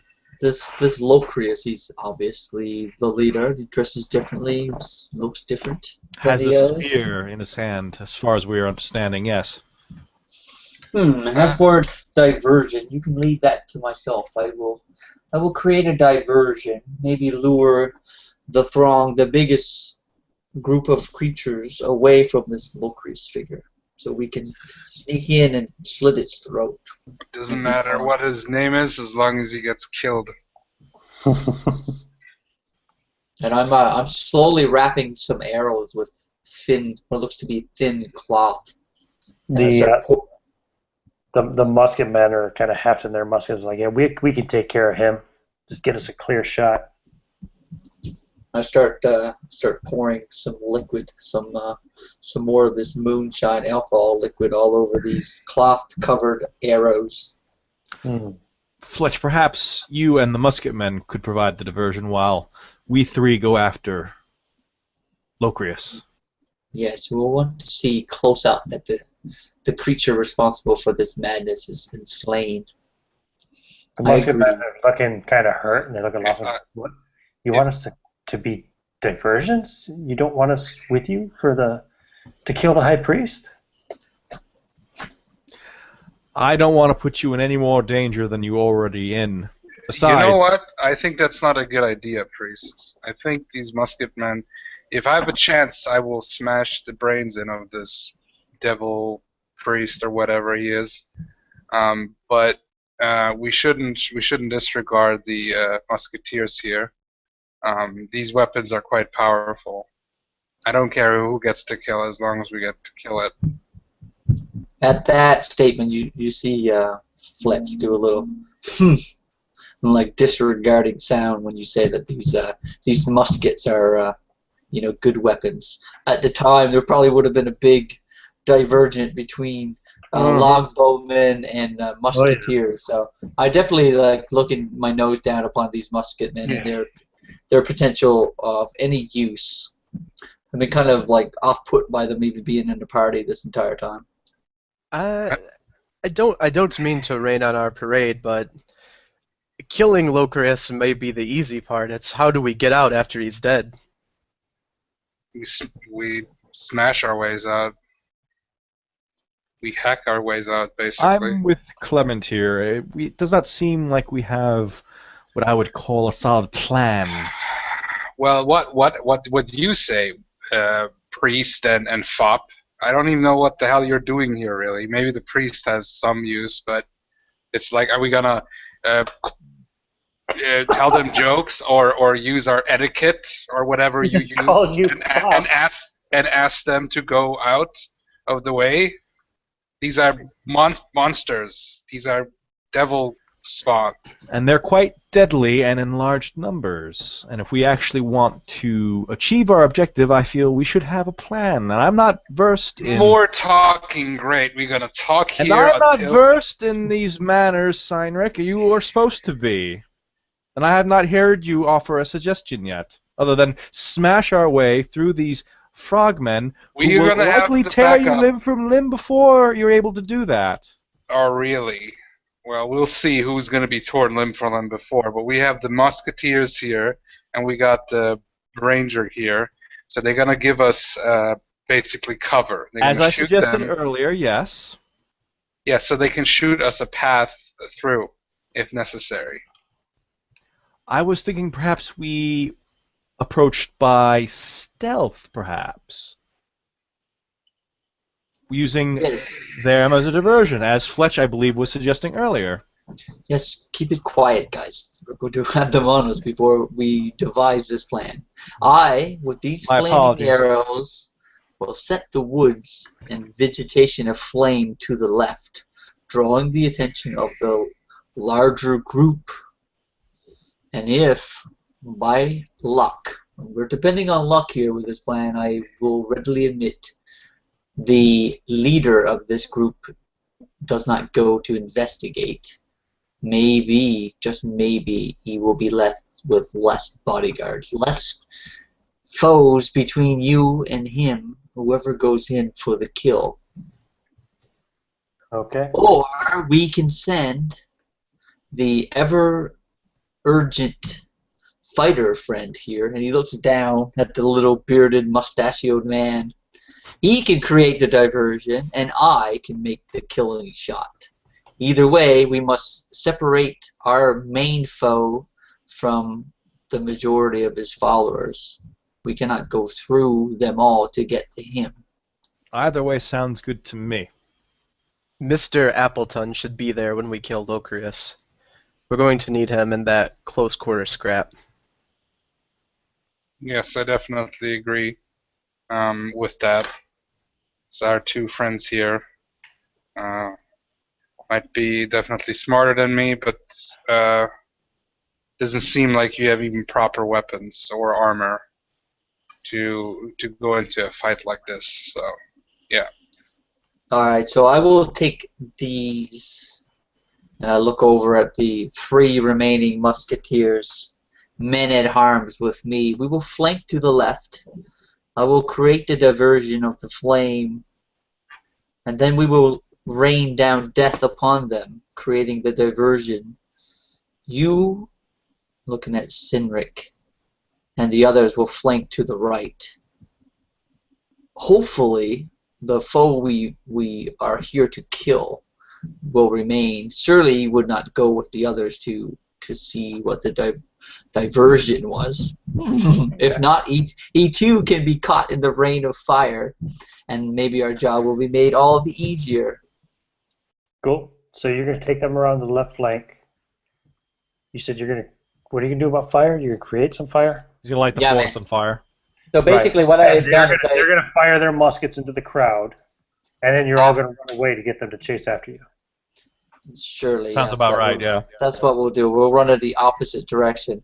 Now, again, the old crux of the plan is if Locrius does not go with that main group of individuals. Yep, I get it. Okay. So what I had done is, like I said, I had wrapped loosely this really flammable cloth material around the heads of my arrows and soaked them in the moonshine, and I'm going to catch it afire and then fire it into the vegetation off to the left. Cool. No problem. So you guys all can kind of creep up as close as you can to get a good view of this area as Fletch and the musketmen are taking their positions on the far left to create the diversion. You can see, okay, you're facing this huge lake in the swamp area here, and this is obviously very deep water. This is a proper lake in the middle of the marsh. You can see the makeshift ziggurat kind of on the right side of the bank, and it's just piled up stones and valuables and all kinds of things just piled up in a really kind of crude fashion. There's no craftsmanship here. There's no marksmanship. There's no, there's no craftsmanship anyway. There's valuables like you wouldn't believe piled in amongst the stones and tucked into the ziggurat itself. It's just, well, I mean, I wouldn't say like you wouldn't believe. It's not quite like a dragon's hoard or anything of that sort, but considering this has come from just the nearby villages and towns, it's pretty much every possible piece of value, every silver piece, any gold if there was any jewelry, any stones, everything is just all piled in there. Mirrors, cutlery, silverware, art pieces, everything is just piled in with this ziggurat. And it's really, like I said, it's a really crude and really rough looking.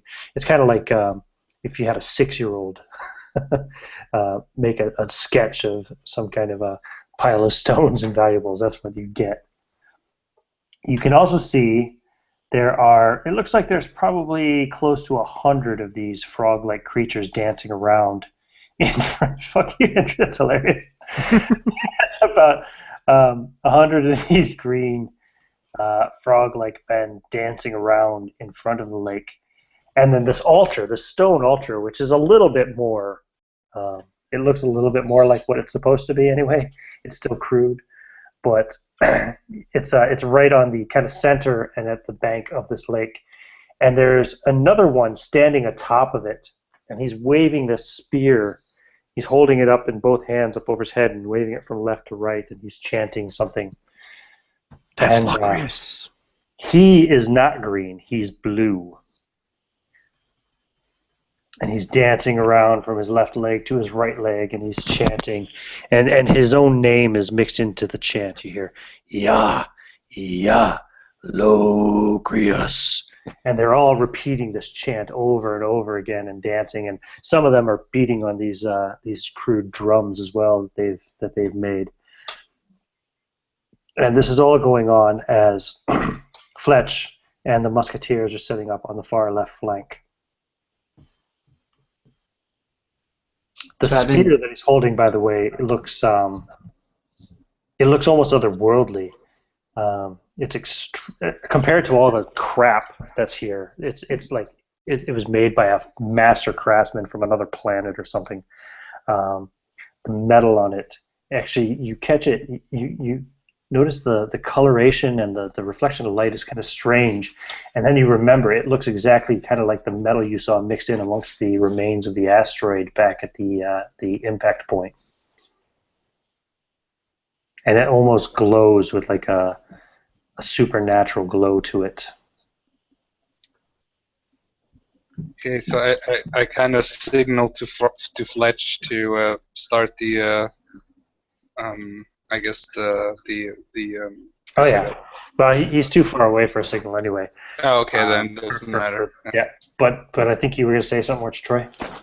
Yeah, I'm just looking for anything that's being that. Again, like I said, it's a stonework ziggurat, and it's on a lake.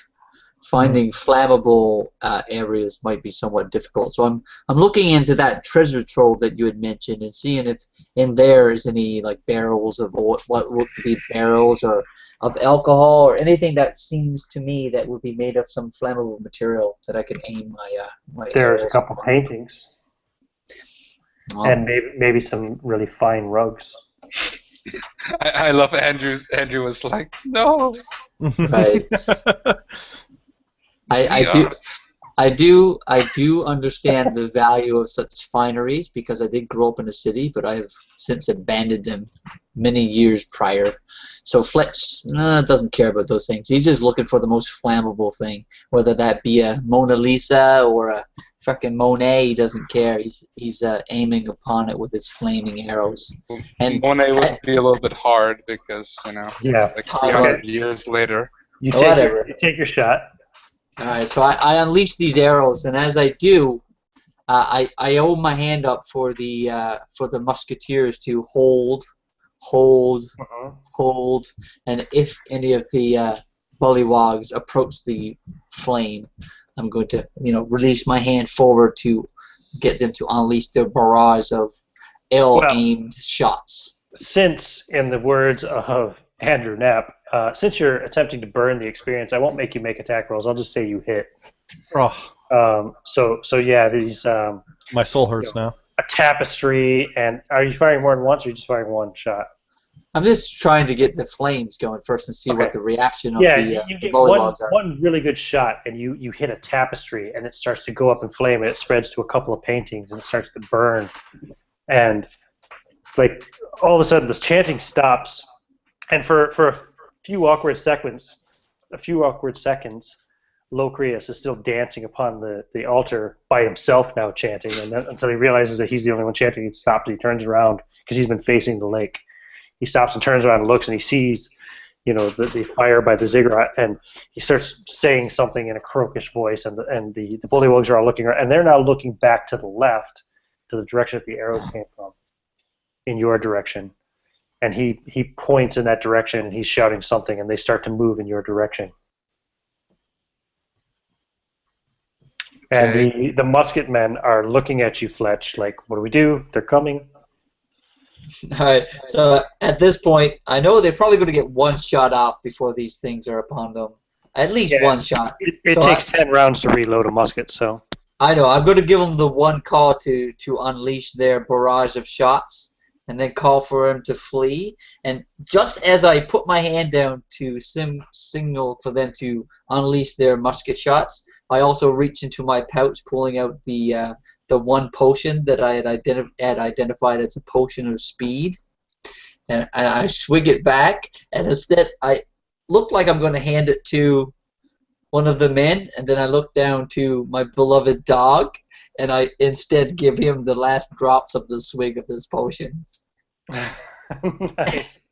And then I'm going to A sprint. lot of fond memories of that dog. Wow. So you and the dog sprint off. The men, they take their shots. Pow, pow, pow. You know, a few of the 100-some bullywugs drop from the shots, and they just press on faster. Now they charge full speed. Now the whole crowd is charging the direction. The musketmen just drop their muskets and run, trying to follow you. But then you take off at ungodly speed. You move now with that potion. I think you move triple your normal speed. So you. I don't want to outpace the bullywugs initially, obviously, because I want them to follow me.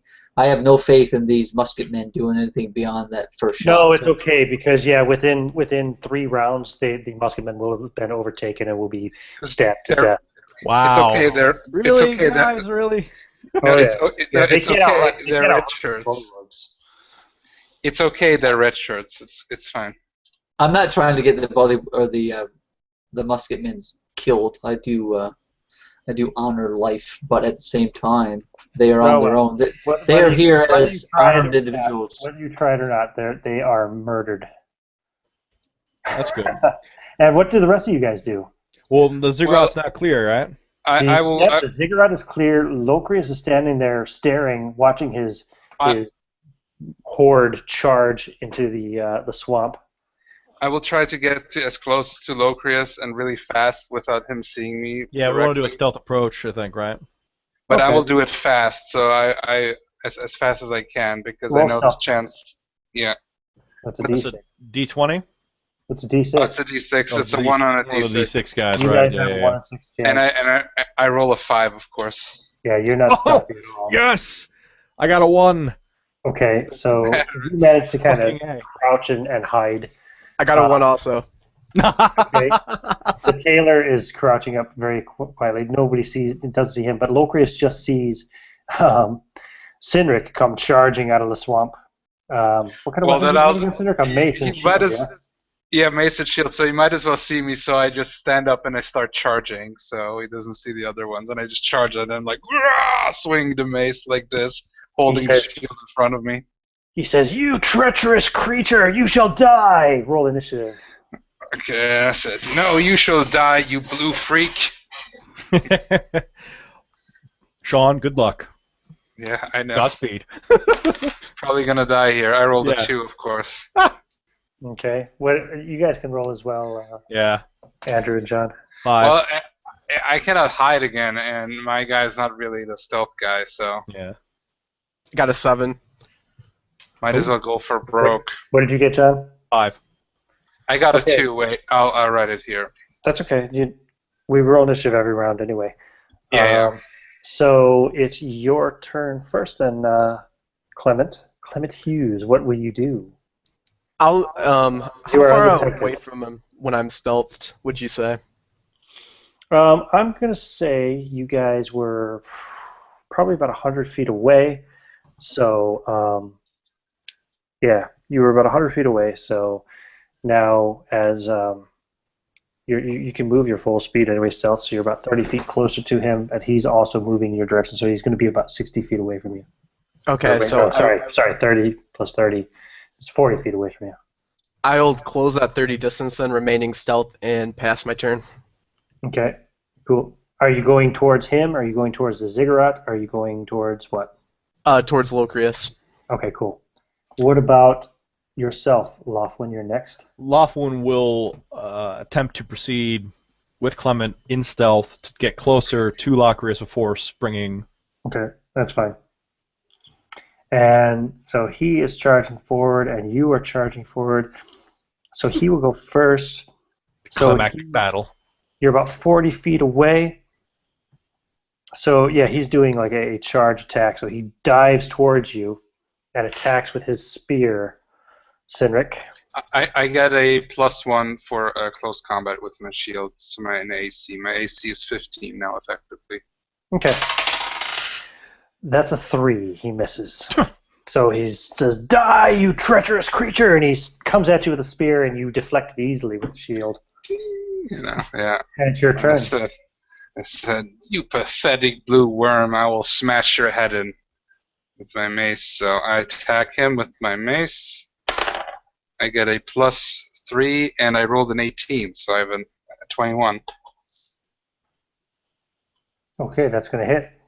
Okay, then I roll damage with a 1d8, and I roll a 7.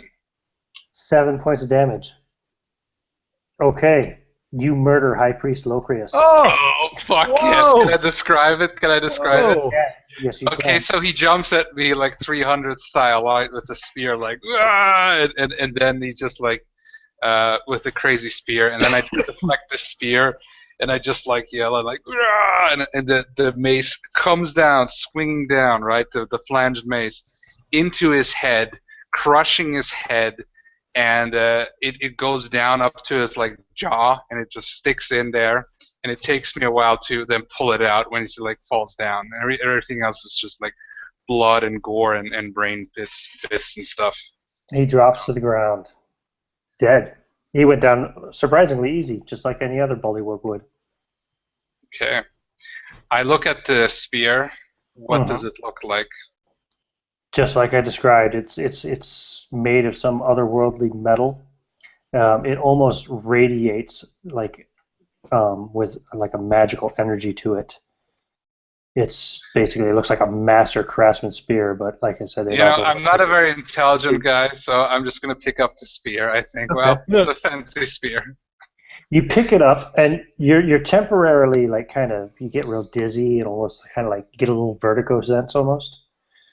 But then you quickly recover from that, and you can feel a strange bubbling, burning sensation in your neck. What are This is a bad idea. What are Lothwin and Clement doing at this point after you see him drop the High Priest and pick up the spear? At first, I'm shocked at the sheer ferocity of his attack and the fact that Locrius is now dead, but I'm even more shocked that he picked up the spear as if it was nothing. However, I'm going You got intelligence 6, so I'm going to rest my hand on Clement's shoulder and squeeze it and kind of shake my head at him to kind of say we shouldn't get up just yet. Clement, you do see burning treasure like 20 feet to your right. Yeah, I'm going to try to go for it and wrest some of the treasure from the bonfire. I've got to.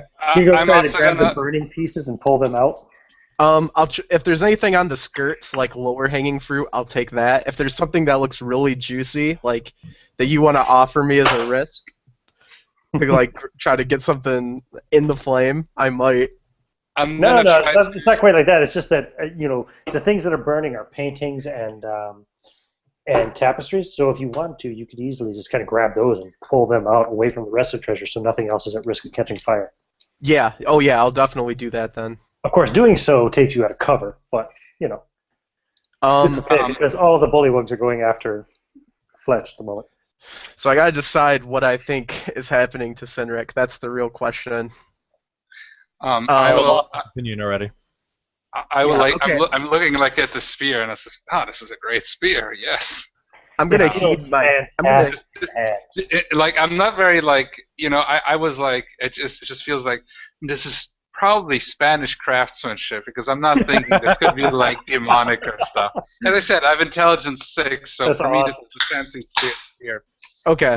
And I start collecting. I want to look and get some of the treasure myself. I'm looking for gold, jewelry, weaponry, armory. If I see a nice plate mail or something, that would be cool. I'm not going to move out of it, Ian. I have no clue about art, so like art and fancy shit is like whatever. I don't care. I'm going to resist temptation because of the priest's advice.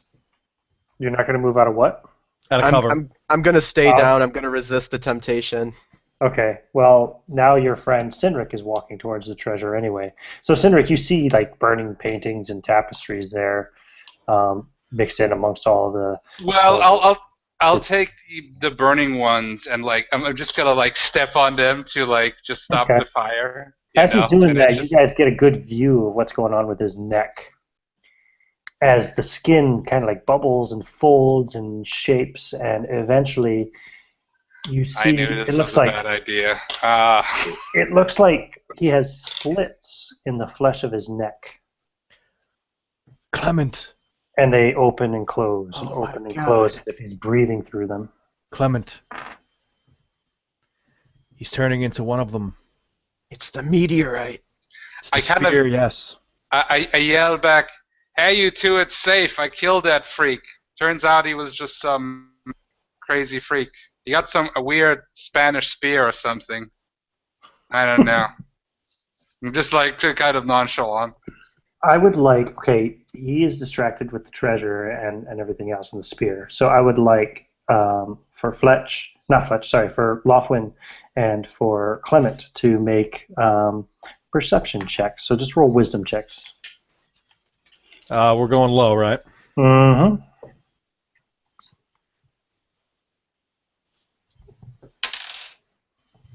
I failed mine. What's mine? A 16, right? I'm good. I have It's okay, Troy. a 10. The only reason I'm taking so much time away from you, Troy, is because it's going to take you a while to lead them away and then double back. Probably a good few minutes of game time, I'd say. So, what did you get on yours, Lothwin? Sorry? 10, so I'm good. Okay, you're good. You made yours. Yes. The water in the lake is starting to bubble. And as you're looking at it and you see it bubbling more and more, you see something stick up out of it, like a stalk. And you see an eye on the stalk. Do I see that, or am I? No, you don't. Yeah, only I'm Lothwin taking the treasure. And as it kind of turns, you realize it has eyes on three sides of it. Dear God, Clement, look. What? And I point to the creature in the water. Oh, sweet Jesus Christ, our Savior. My hand goes up to my forehead. We're in serious trouble. I want you guys to roll stealth checks again. Sure. Not as lucky the first time, unfortunately. Yeah, No, but I good. failed also. Okay. And what are you doing, Sean? What were you saying there? Oh, I'm just if I don't notice the monster or Nope. the big eye stalk, and if I don't notice the other two, treasure in front of you. I'm just if I turn down the fire, I'm just gonna look through the treasure, but I'm focusing on stuff that gives me money, like jewels and gold and silver. I mean, it's all the valuables from at least 3 villages and a town. So. Okay, so I put on some chains. Is there like a plate armor or any weaponry? You know what? Like a Yeah, cross or something? I'll say there was a suit of plate mail that was brought from the town, from the keep in the town. Okay, you think I could? It would probably take forever to put on. Oh, it would right? take forever to put it on. Yeah. Yeah. You But could be I'm admiring it and looking at it and checking. well. I'll see if there's a wagon that I can put on all the loot there, like a little rickshaw wagon of some sort in there that I could put it on and put it on later. Mm-hmm. I'm mostly gonna So die you're here, looking I around know. for a but, wagon. Okay, no problem. I'm gonna pretend that because I knew picking up the spear. I knew, like as a player, I knew this is I'm a gonna bad roll idea. randomly. Oh, and I rolled for Sinric. Okay, that was a random determination, Sinric. But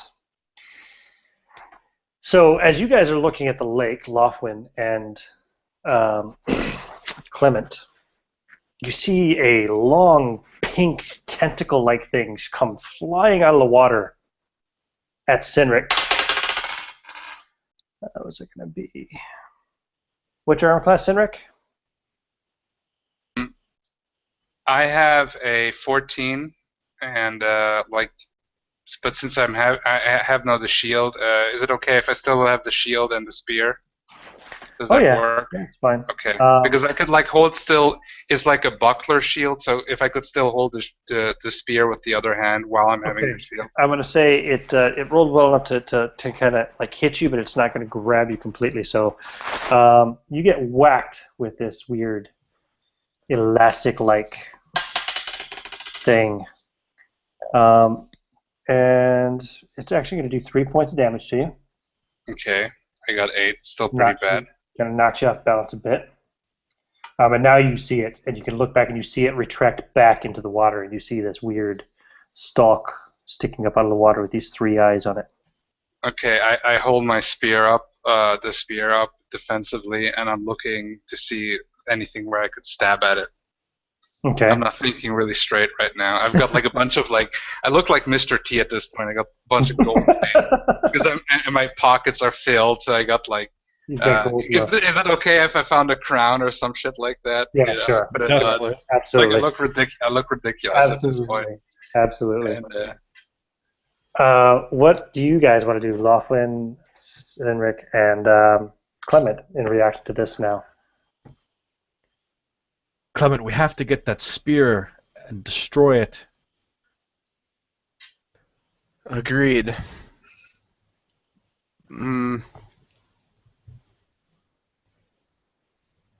Sinric, you have this, like, you're looking for something to hit, and you can't see it. It's all in the water now, but you have this, and I'll let you decide what you want to do with it, but you have an urge to just, like, dive into the water at this thing with your spear.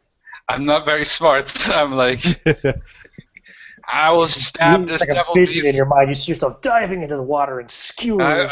I will be a champion. I will stab this beast. Yes, this is a great idea. Obviously, And we see this happening, right? Like him rushing into the water. You see him moving in that direction. Yes. What do you guys want to do? I like jump in with the spear like this, and I'm But just he's like going to charge and jump in with the spear. Yeah, with all the gold shit and everything. Yeah. What are you guys going to do? What's your actions before we move into what's your plan anyway? Perhaps that is for the best, Clement. It's gone now. We can't wrestle it from that thing. You're going to let him go? Yes. Okay. So go ahead and roll an attack I'm roll. going to suggest that we flee, basically. Sean, you can roll an attack roll. That is a +3 on that weapon as well to your Nice. Ooh, so I have a +6. Nice. Mm-hmm. And I rolled a 19, so I got 25. Okay. And this spear does a D10 +3 damage. So you dive into the water, and you normally when you dive into water you would slow down, right? But you hit the water and you almost like D10 plus how much? I'm rolling this out. This might be my last roll, so so I have a 6 damage at this point. Okay, so you hit the water, and instead of slowing down as you hit the water, you actually almost speed up right towards this thing, and you can see it, and you can see perfectly in the water, which seems kind of odd to you at first. Yeah. You see this massive, like frog-like creature with tentacles for arms and a big tongue, like kind of just being pulled back into its mouth as you dive in and spear towards it, literally with the spear, and drive it into it. And how much damage did you do? 6 points? 6 points, yeah. If I have any control of the location, I want to find the most vulnerable spot, like a side. Oh, you hit it right. You go right into the head. Ooh, nice. Yep, that's fine. And you also notice, like, you're breathing normally and everything underwater. You're not having any difficulty. I'm definitely confused at this point. You feel completely at home. I'm completely overwhelmed by all this weird spear and the treasure, and definitely now. Like, so this is around the time as well that So is the creature dead, or is it just wounded? Oh God, no! God, no. Okay, so it's definitely alive. Okay. Yeah. Well, Fletch, you're coming back. You come back just in time to see Sinner dive into the water. And what are the rest of you guys doing? Well, I believe Lothwin and Clement were attempting to escape, right? I want to run to the treasure first. I'm going to fill my pockets. Okay, you're going to run up and start filling your pockets with treasure? I'm going to run behind him and be like, Clement, what are you doing? Avarice is a sin. I know. We need to bring something back. Something. It doesn't matter what, but we can't let these men's lives mean nothing. And as I'm stuffing my pockets. Nice. Fletch, what are you doing? You're witnessing all of this. So what I did in the interim is I had run several hundred yards down the way towards where the meteor had crashed, or what appeared to be the meteor crash, and I set a bunch of flames all about the periphery, all around the the grove where that meteor was, all that debris area. I set a bunch of flames there to draw the attention of the bullywogs that were chasing me, and then I had flanked out wide and doubled back. And I saw this whole-fish dumb dude that just met the day prior, holding very little regard, jump into the water at some tentacled beast. And then I see the other two like in a heated discussion on the top of this ziggurat, and I'm like at a loss for words. I don't even know what's going on. I'm completely confused at this point. The only focus I have at this point is to see if the Locrius, the blue-skinned bullywog, has been slain. Okay, so you're gonna go up. You see a heap of blue flesh. Well, I only want to go as close as I can go to see that. I don't even need to be involved in what they're doing. I'm just going to go as close as I can till I see that point. It'll be the next round then, so I'm going to need initiative from everybody. Laughlin has a question as well. Okay, go for it. The question being, do we see any survivors from the town, or? No. There are no people? There are no survivors. Okay. They were sacrificed to this frog beast. Got it. So again, I'm doing this as not metagamey, but just because I always scan. Yeah, I understand. You're being cautious. Understand the situation before I jump headlong in, not like the other guy. So 17. Okay, 3 for Clement. No, you can't get a 17. It's D6, so dude. All right, let me try again. That was a good roll. Yeah, right. So I got 6 plus 2, 8. Also good. Okay. Okay, you're first, Fletch. What do you want to do? All right, so I see the mace wielding fighter, Senric, jumping into the water as I approach. Well, you saw him dive into the water. Yeah, you don't see right. him now. So at this point, I see him underwater. Do I see any of the tentacles of the beast exposed out of the water? No, actually. In fact, the eye stalks went back underwater after he dove in and stabbed it with the spear. So now you see no trace of the beast or him. He's just lost somewhere in that murky water. All right, so I'm just scanning that area, and The water I is look over. still bubbling, though. Yeah, I'm just not going to shoot arrows into the water. That seems like a frivolous act in my mind's eye. So I'm not going to do that. I'm going to do ready and action. And I'm going to yell to the 2 remaining people that still seem sane in the party, Laughlin and Clement, and I'm going to say, I thought the plan was for escape to us to flee after we created the diversion. What's going on here? Clement's stuffing his pockets! How much do I have in my pockets, Ian? You got a little bit, but I mean, it's going to take you a good few rounds to stuff those pockets. You know what I mean? Okay. Not yet. We need this. Come, help us loot I it. figure you might be able to stuff about 50 silver pieces worth of loot per round. I guess I'm going to join you as well. I yell once again we've completed what we came for. Locrius is dead. So did I see anything when I was doubling back? Did I see anything physically change within that bullywog population that was chasing me down the way? No. All right, so we still got a lot of bullywogs between us and freedom. So I am not going to help Clement loot this place. What I'm doing is I still have my bow trained upon the water to see if I can.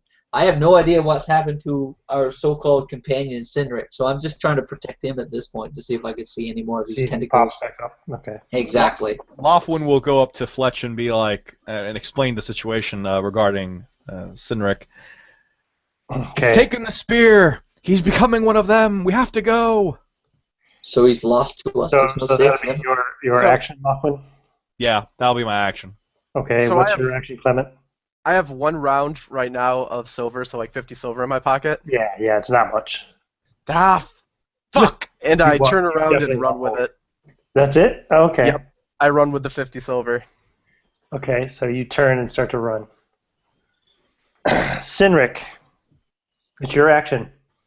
So you're there, right in the face of this creature, and I mean, it is at least triple your height.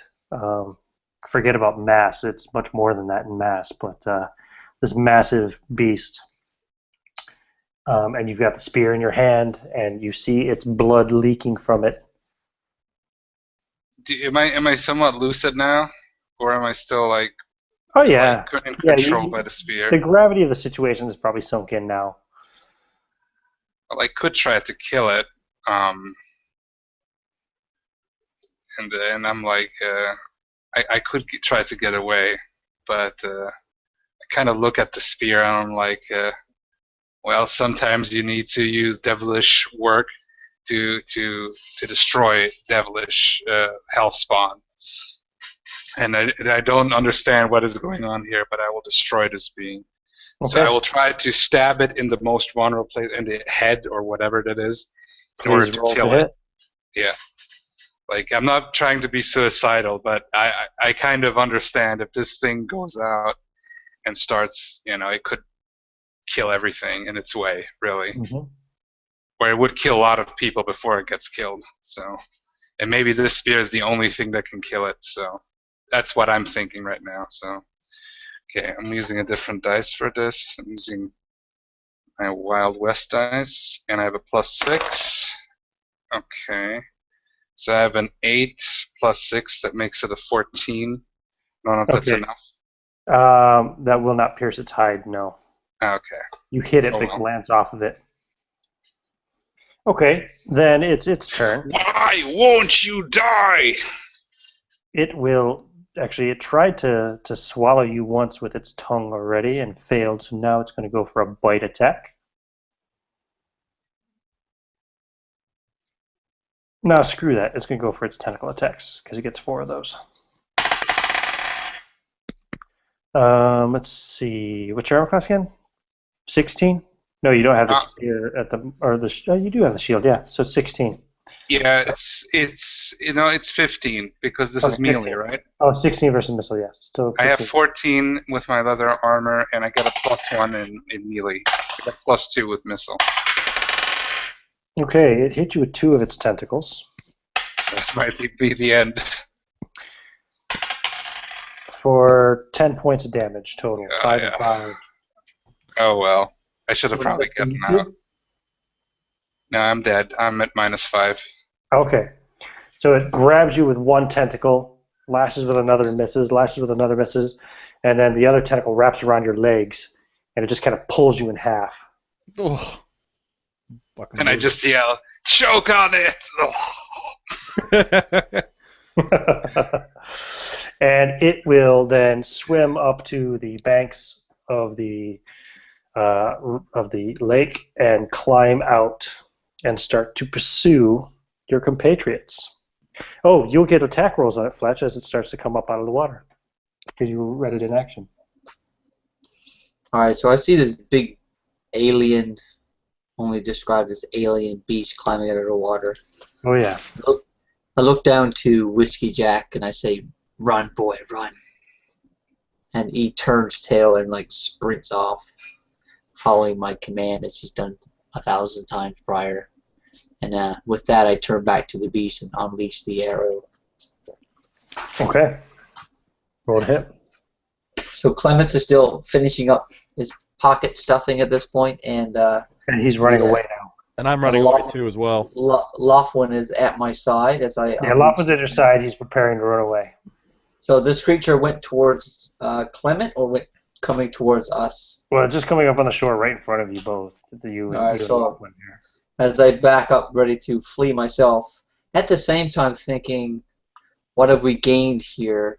We really haven't accomplished much in my mind. We killed some blue dude, but at the same time, there's still a monster and a bunch of bullywogs, so the threat is still very much active.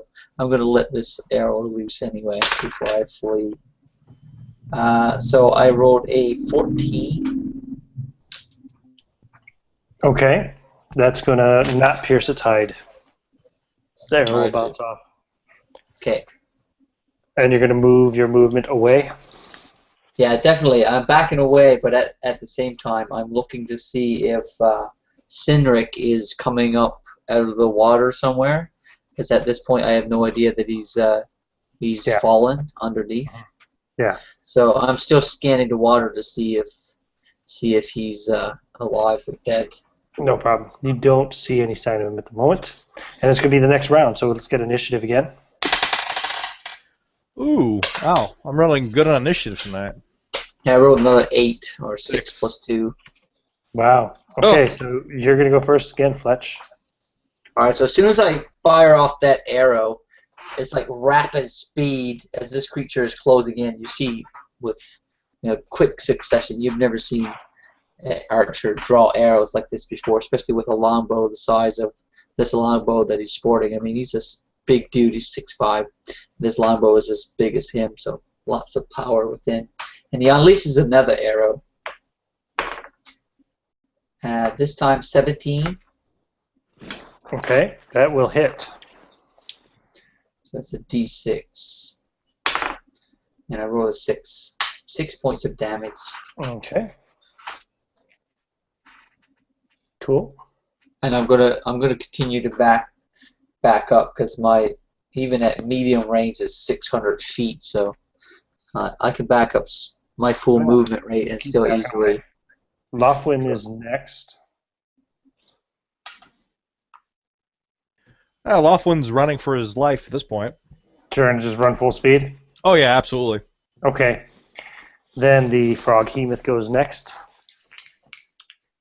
So, seeing as Fletch is still right there in front of it, it will go for Fletch. He's closer since you turned and ran full speed. It will... Yeah, it lashes out with a tongue attack. I've got 16. Oh, it's going to hit. Okay, make a strength check for me there. So I got to roll underneath. Yeah, and tell me how much you beat your strength by. If you do well. I did beat it. I rolled a 5. My strength is 12, so I beat it by 7 to the good. Okay, so it lashes around you with the tongue, and it's trying to pull you towards it, but you're resisting and pulling back. The tongue like lashes perfectly around your waist. It goes around like 3 times and tightens. And next is the tailor. I'm going to run. Okay. You, as you're running, you see the tribe of bullywugs coming up in front of you. Oh, they're coming out in front of me? They're coming, yeah, because he led them back around the way you guys came. I turn and I'm not running in that direction, just FYI.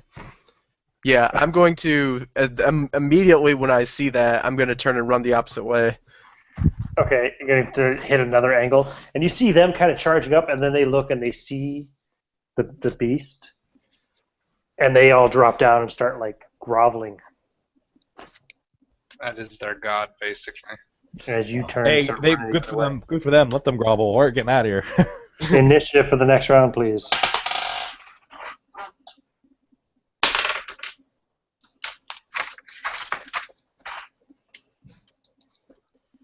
All right.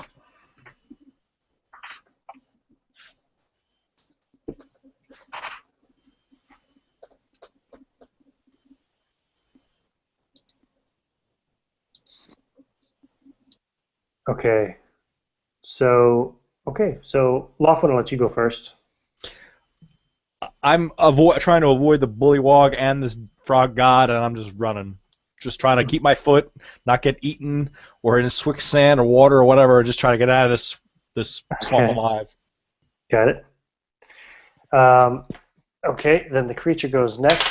Again, okay, it fails to pull him in, but it will do constriction damage.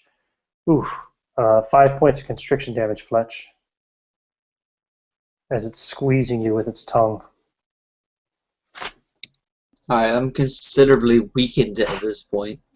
And then it's your turn. Alright, so I'm constricted my arms as well, so I can't use my bow.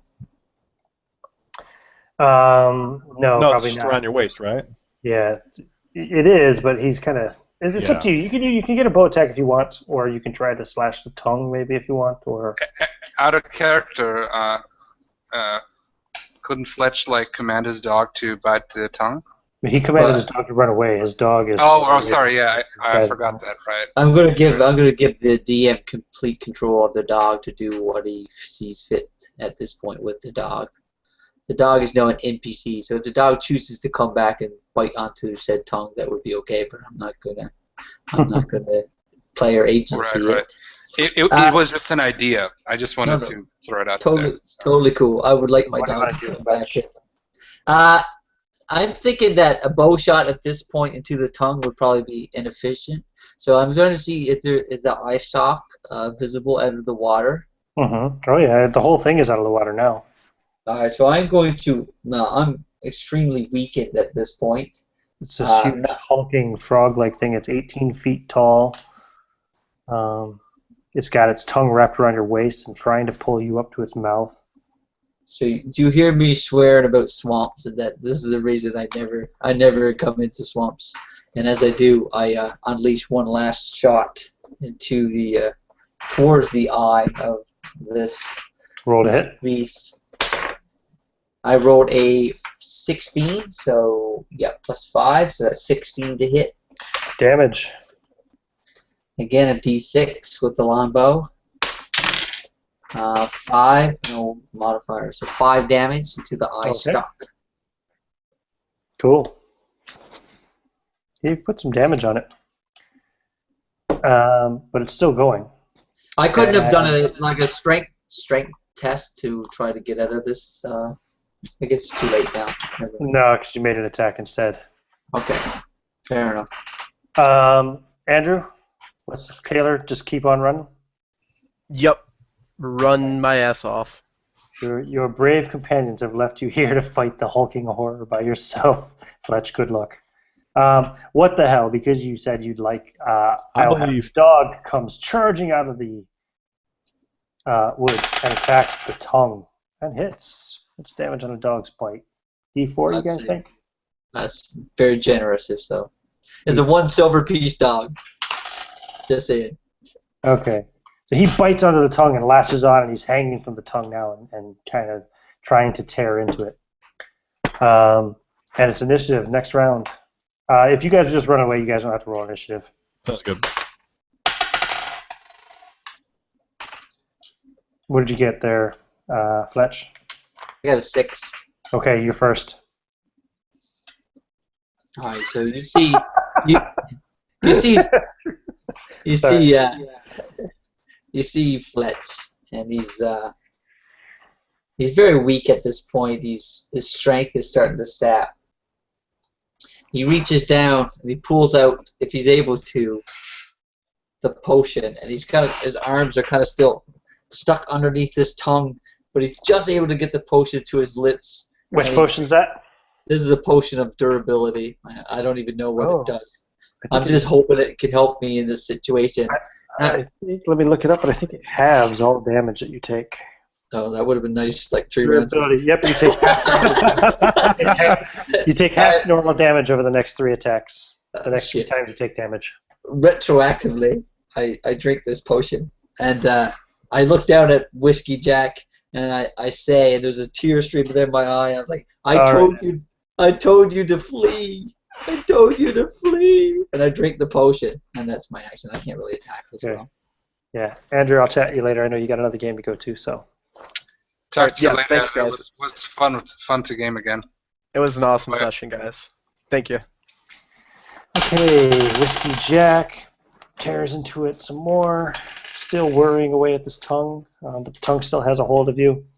You take constriction damage again. Oh, God, that's going to be 5 points of damage. But you take half of that, so you take 3 points of damage. Troy?